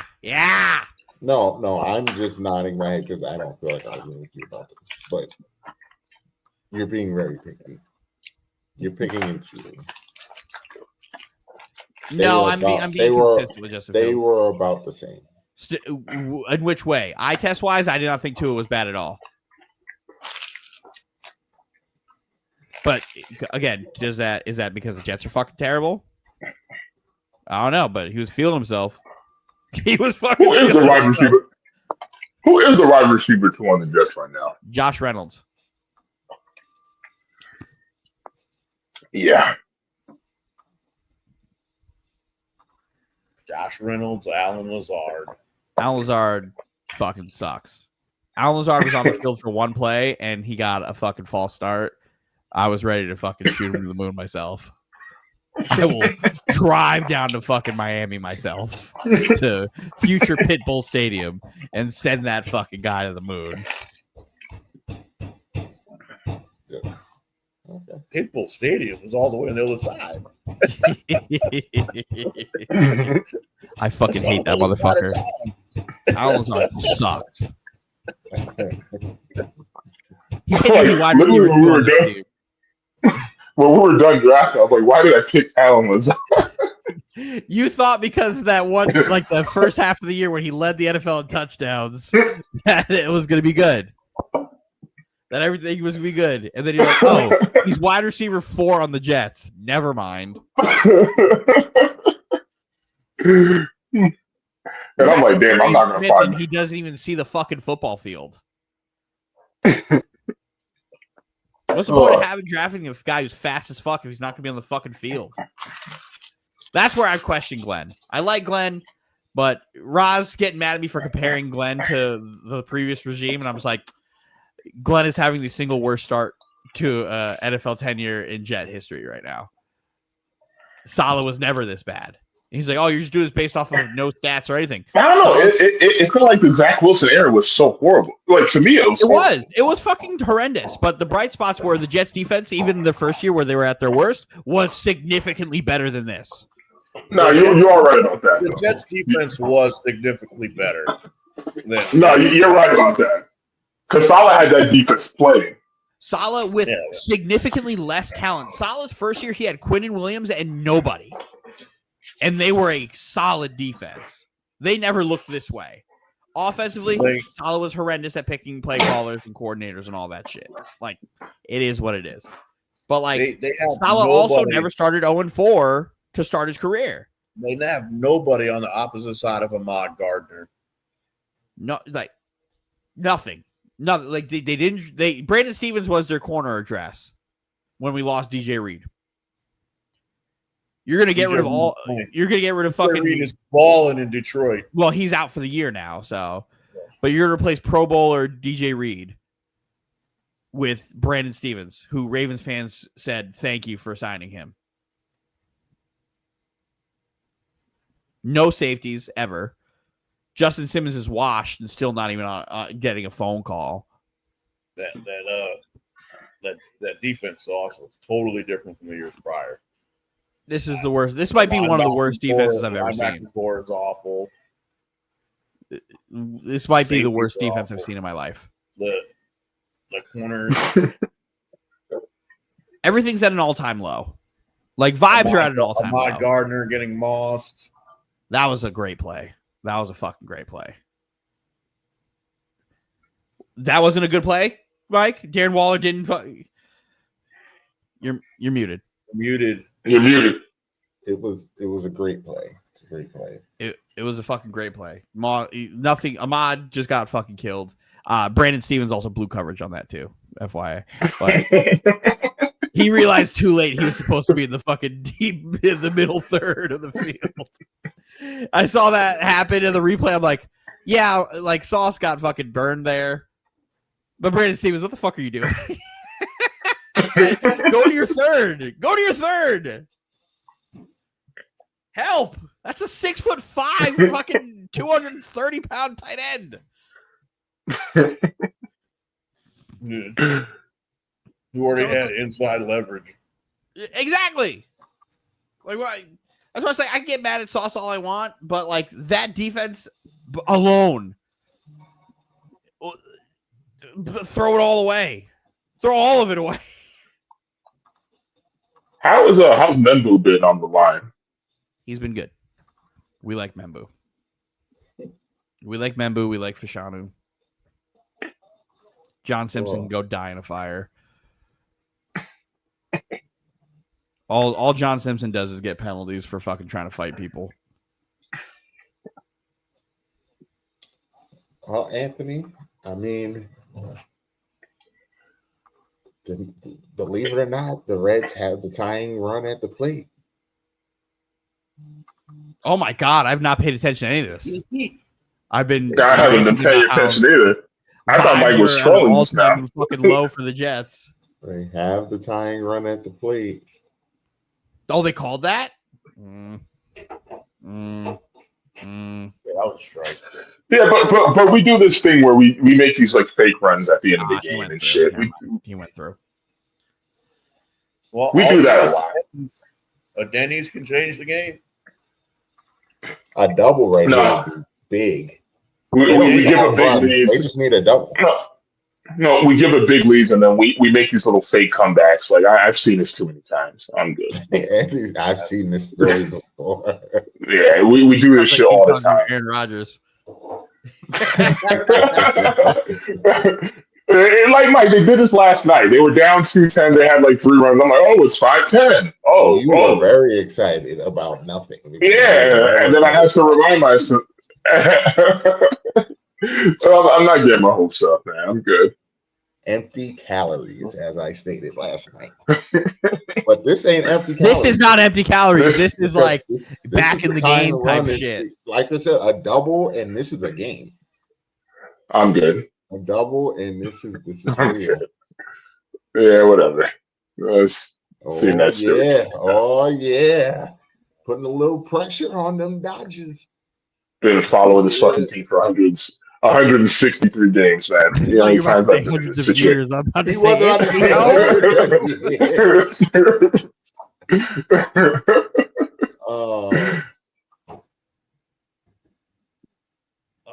what a scenario here. You guys let me know when it's 8-8. When it goes from 4-8 to 8-8, then I'll get invested.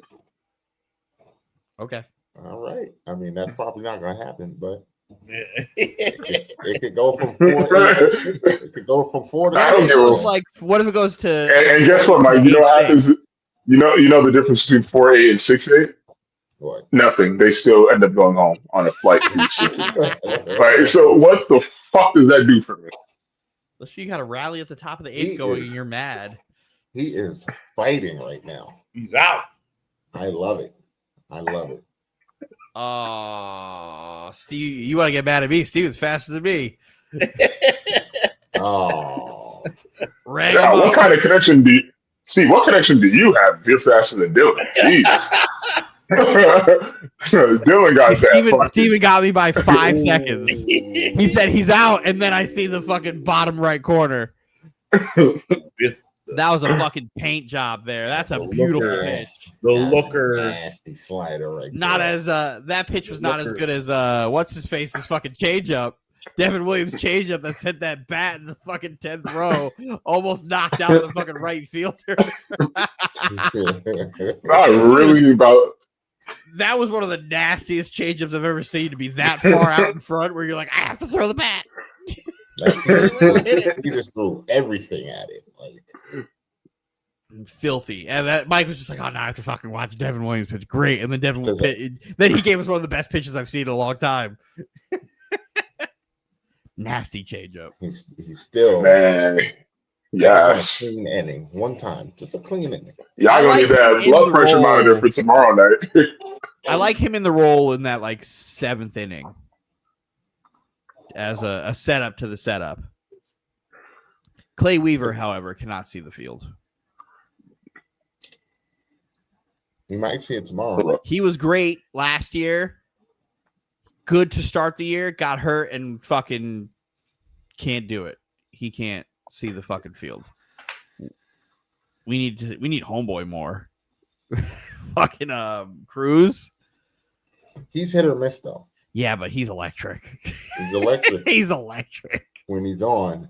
He's nothing like a player who's gonna fucking pop a blood vessel after every pitch. Yeah, just fucking screaming. I need that shit in my veins. He was hyped.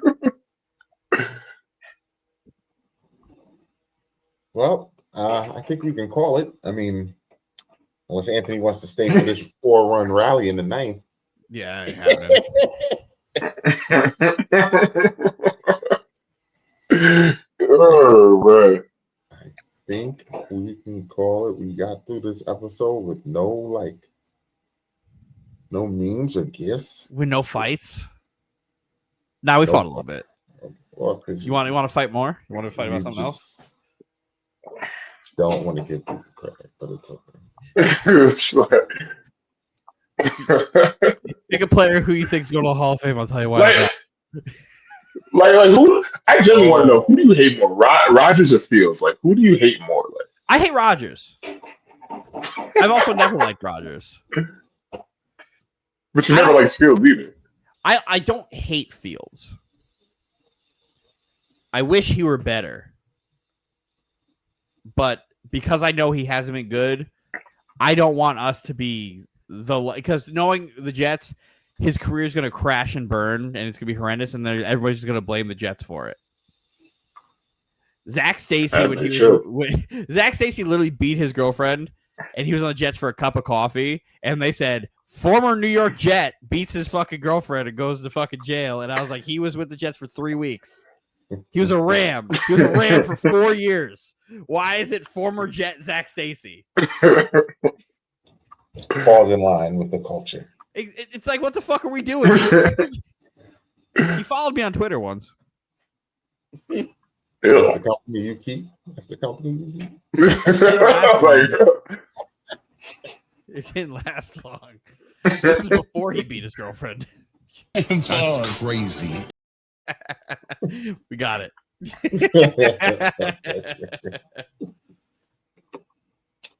So yeah, I need to see it. Yes. I'm back to you, sorry. No, I was just gonna say I need a Jets W, man, and I hate to say that. I just need to see Fields play well, so Dylan can give this man some kind of props, man. I will. I have no problem doing it. He needs to deserve it. Right now, don't tell me it's the Cowboys defense. Please don't. I won't. Anthony, I'm telling you right now, you have my word on recording here. All right, as long as I have your word. You have my word here. If he's good, I'm going to say good. I'm glad he was fucking good. Like, can we do this again? The same thing I did with the Steelers. If he was good, again, I will say I want him to do this again. Let's see if we can add on the Steelers. I did, Steven. I was here. Steven, did I not give Fields his props on live on our show? And then you quickly said, "Well, this Steelers defense isn't good, though." I said, if this is the Justin Fields that I get every week, he can stay and extend him right now. Did you not then promptly start shitting on the Steelers defense? I might have done that too. But with me shitting on the Steelers defense, I also said to pay him for 4 years. So is that not a compliment? We also, well, we've been shitting on the Steelers. Well, I've been shitting on the Steelers defense since week 1. I started week 2 when I realized I was like, oh no, maybe they are frauds. maybe we're the outlier. Maybe week 1 was really terrible. It was a red herring. But no, you have the word. If Fields is good against the Cowboys, I will give him his props. Take away all those fumbles, the Patriots would have dominated them. You will have my props if Fields against the Cowboys. If he's not good against the Cowboys, what if he's good and they still lose? I'm cool with that. I'm cool with that. It doesn't. The losing doesn't hurt me, right? It's the manner in which we lose that fucking kills me, man. That's if he goes for 300 yards and they still lose, then it's not on him. I can't blame that Steelers loss. I didn't blame him at all. There's nothing I could have said to blame him on that. Yeah, you blamed Stevens. Yes. Yeah. Oh yeah, because Brandon Stevens got fucking torched. Well, he blamed. Well, the Steelers loss was because of it's because of Xavier Gibson that got fumbled. Xavier Gibson, Brandon Stevens, and Andre Sisco. The combination of the three. Brandon Stevens. Boy, has he played one good game for y'all this year? He played a game where he was not bad. Yeah, he was. The Ravens going to be happier for him not to be there. Dude, Ravens fans were ecstatic when we signed him. But no, if he goes out there and he plays well, we lose. It is what it fucking is, right? It is what it is. But if we lose and he's not fucking good, like, who is the other corner opposite of Mon Gardner that's getting torched every receiver that lines up on him? They're like, it's fucking Brandon Stevens. We paid him. We didn't get another wide receiver. We got him. We didn't get a good corner. Waddle and Hill are no joke. Oh my god, I fucking hate him, man. I fucking hate him. Brandon sucks. Snead is also gonna send me to a mental institution. It's almost like I said Snead wasn't good anymore, and Anthony was like, "No, you can't say that." Wait. Stupid shit all the time. And then he gets cooked. There's a reason the Chiefs got rid of him. No, the Chiefs got rid of him for financial reasons. They could have paid him and rid of the guy like Christian. They could have paid him and Chris Jones. You could have figured it out. Jones. They could have. You could have figured it out. Cowboys. Cowboys been pushing money since I was fucking 4. I don't know where they get this money from. Well, they don't pay Micah Parsons anymore. Early, you got the salary. Every year, everything gets converted to salary bonus, whatever. And then you push it off to the back end of their contract where you have to get rid of them. Signing bonus. every year, something gets converted to signing bonus. Yeah, all these magical conversions, like Jesus. That's just not on the cap. They put Sasaki in? Yes, they did. Oh. They said, fuck y'all. We not fucking losing. Well, that and they won't play again until like Saturday or Sunday. So yeah, so they'll just go. Don't they go to Philly? Yes. Whoever wins goes to Philly, right? Oh. And that, let me tell you, that's a good series. That's the NLCS. Let me tell you. Although, let me stop. If let me Padres stop. Milwaukee's good. If don't sleep on the Padres. As a Reds fan, I know what it's like to get beat by the concept. Padres Dodgers will be fucking insane. Cinema. No, that's what I want more than anything. Could you imagine Padres, Dodgers, Yankees, Mariners? Oh, Padres don't beat the Dodgers, but they compete with the Dodgers and they think they could beat them. But they don't. Great. Yeah, but they don't beat them. Like I don't see the appeal that y'all see in Padres. Awesome. But they're not scared of the Dodgers. No, exactly. At all. Yankees Mariners. We're not scared of the Chiefs. Don't mean we win. Yankees Mariners will get ratings though. It will do ratings. Yeah, and that fucking fraud Cal Raleigh will just strike out a billion times. Yankees Tigers won't do anything. Could you imagine a Toronto Seattle ALCS? Listen, Mike Dillon, I would seriously recommend y'all chill on the Yankees talk.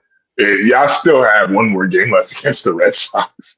Y'all really need to pump the brakes real quick. I'm speaking about what MLB wants. Yeah. MLB does not want Seattle, Toronto. That is not what you want. I understand that, but even y'all just talking about the Yankees and where y'all see them, y'all pump the brakes a little bit because I don't want you to get your. I never said anything outside of it. It was like I said, Yankees, Seattle. I would love. I don't like. I want to see that fraud Cal Raleigh get struck out a billion times in Yankee Stadium, but you have to get there. You have to get there. I also trust our third versus the Red Sox fourth. He didn't just do that. Yes, he did. So that's why it's like I just need Giancarlo Stanton to wake up because the way he's swinging the bat reckless. Was he like 0 for 9 in 2 games? Like he hasn't had a hit. He hasn't gotten a hit, and the contact he's getting is good. He's getting on top of it, but he's swinging at dog shit. Like he's not being a smart hitter right now at all. I don't need him to crush home runs. Oh, power outage. I don't need him to crush home runs, but I need you to be able to get hits. Episode is complete. You need to get hits. Like Judge isn't hitting for power right now, but he's getting on base every fucking shot he gets. Yeah. Oh yeah. He's putting the runners. He's getting base runners. Same blouses. Yeah. Oh, come on, man, come on. Hey, I really try to get me to turn the game back on. Look at the Reds. They got Reds on base. Breaking news: the Cincinnati Reds roll over to the fucking Dodgers.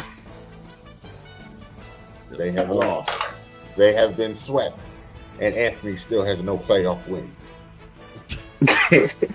When's the last time the Reds got a playoff win? In all honesty, this is really disappointing. Like, I really thought they would at least put up a better fight than this.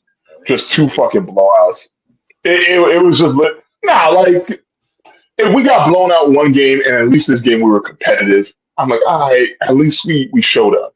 We showed up and showed some life. We didn't even show life. It's just hey, we're just kind of like have been here in the first place. The Mets but should don't have never act, lost. but the thing is, don't act like you shouldn't have been here. Like that's the problem I've had. That's the problem I had. Don't act like you should have been here. Don't act like, oh, we got here, all right, we good. Like fucking play. You still have to play. They didn't show any life. If they showed some life, yesterday. But I also did say I still wanted them to compete. Like that doesn't mean like, oh, just get your backs just destroyed both times. Like fucking compete. Like not even any sign of. They played like they were just happy to be here. Yeah, like, and that's corny to me. Like, actually do something. Do something. They lost 6-8 today, like you guys said. Like, I would have been happy about that. I was like, all right, we fought back. We almost, but not even that. Just 2 lifeless performances. This series was over when Ohtani hit the leadoff home run. Oh, yeah. The series ended right there. It ended right there. Thursday marks the second time in baseball history where there will be 3 winner-take-all playoff games in one day. There could have been 4 if we won tonight. But, That's not going to happen. That would involve you guys being better. The only team that couldn't get a fucking game in the wild card. Granted, you played the Dodgers. Yeah. The Reds, right? That's still, but you still could show. Here's your prize, the fucking defending champion Dodgers. Could you say if you played any other team, maybe we would have showed some life? Yeah, cool, but that's still not an excuse. Act like you want to be there. Like, Cubs, I get it. The Cubs would have packed y'all up too. The Cubs would have packed y'all up. You mean the Cubs that we just swept like 2 weeks ago? Those Cubs? 2 weeks ago today? Those Cubs need to get okay. See, y'all need to get the fuck out of here. We literally swept them like 2 weeks ago. We literally swept them. It's a season right now. We at Wrigley Field, we swept them literally like a week and a half ago. 4-0. We can't compete with the Cubs. That doesn't matter right now. It's a new series. A new season started. Everybody's Cubs ain't doing to us what the Dodgers did to us. We swept them. But they would have beat y'all. They would have beat y'all pretty fine. Padres would have been it would have been close. I'm not saying the Cubs probably wouldn't have won, but it would have been close. Maybe they wouldn't have beat y'all 10-2, but yeah, they would have beat y'all. It was 10-5, Mike. All right, relax. Empty calories. Listen, a loss is a loss, whether you lose by a billion or one. Does anybody? God needs to work. I'm him.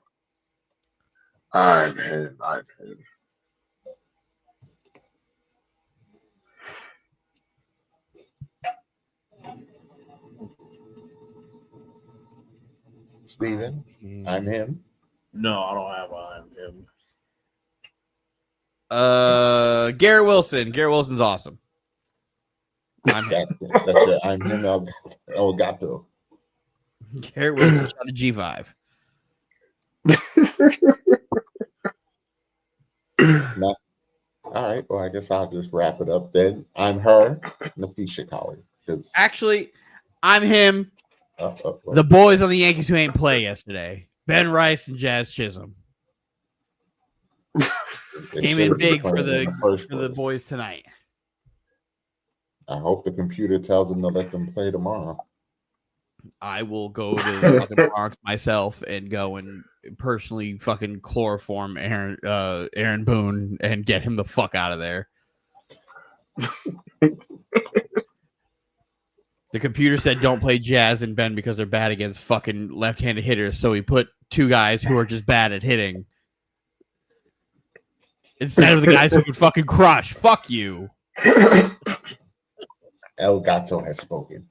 Fuck off, Aaron. I do have a I'm her. No, I don't have a I'm him though. I'm her. I'm her. I'm gonna get to Leah Boston. She played her heart out during this postseason run. As injury ravaged as we were and whatnot, she held it down for us. Actually, I'm gonna do a co-honor. I'm gonna give it to Kelsey Mitchell too. Both of them were kind of like that 1-2 punch, in my opinion, that we needed to really get us this far in the postseason. So they both get it for me. Do you believe me now when I tell you that Kelsey Mitchell's better than Burke? Because Fuck no. been saying that for 2 years, but Yeah, but you're wrong. Yeah, she's the best player on the team. She's been that. It's the reason they didn't. Can you not hijack? Can you not hijack my "I'm her" moment, Mike? Can you? Why are you hijacking my "I'm her" moment? Like, because I'm her is Asia Wilson. I'm her is Asia Wilson. Because Asia is that dog. She did what was needed to be done. You got the fever up out of here. Shout out to Asia. There's a hating ass fever, anti-fever motherfucker. There's a hating coming up. Doing America's work. We love it. Good luck in the finals. Speaking of America, the finals were shit. Shout out to Bad Bunny. I'm him, Bad Bunny. Oh yeah. Benito. Oh yeah. How did I forget about that? That's gonna be a great show. That's gonna be a great show. I will not be doing any Gatorade. No Gatorade bets for me this year on the first song. I have no clue. But nah, he's gonna rep out. Like, it's gonna be a great show. Yeah, shout out to all the people getting mad at an American citizen being in the halftime show. Crazy. We love that money. Great guy. I could deport him. Yeah, he's American. Yeah, shit is ridiculous, man. Imagine getting mad that an American citizen is performing at the Super Bowl halftime show. Fucking crazy. Unbelievable. Crazy. Did you know that 51% of the people who listen to Bad Bunny's music don't speak Spanish? It's almost like he's the biggest artist in the world. Shit. Oh, and the NFL is trying to go fucking global.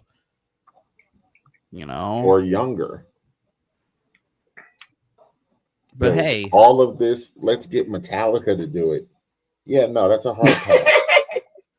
I don't think there's the NFL, the demographic they're looking to go after is literally like fucking like 18 to like 34.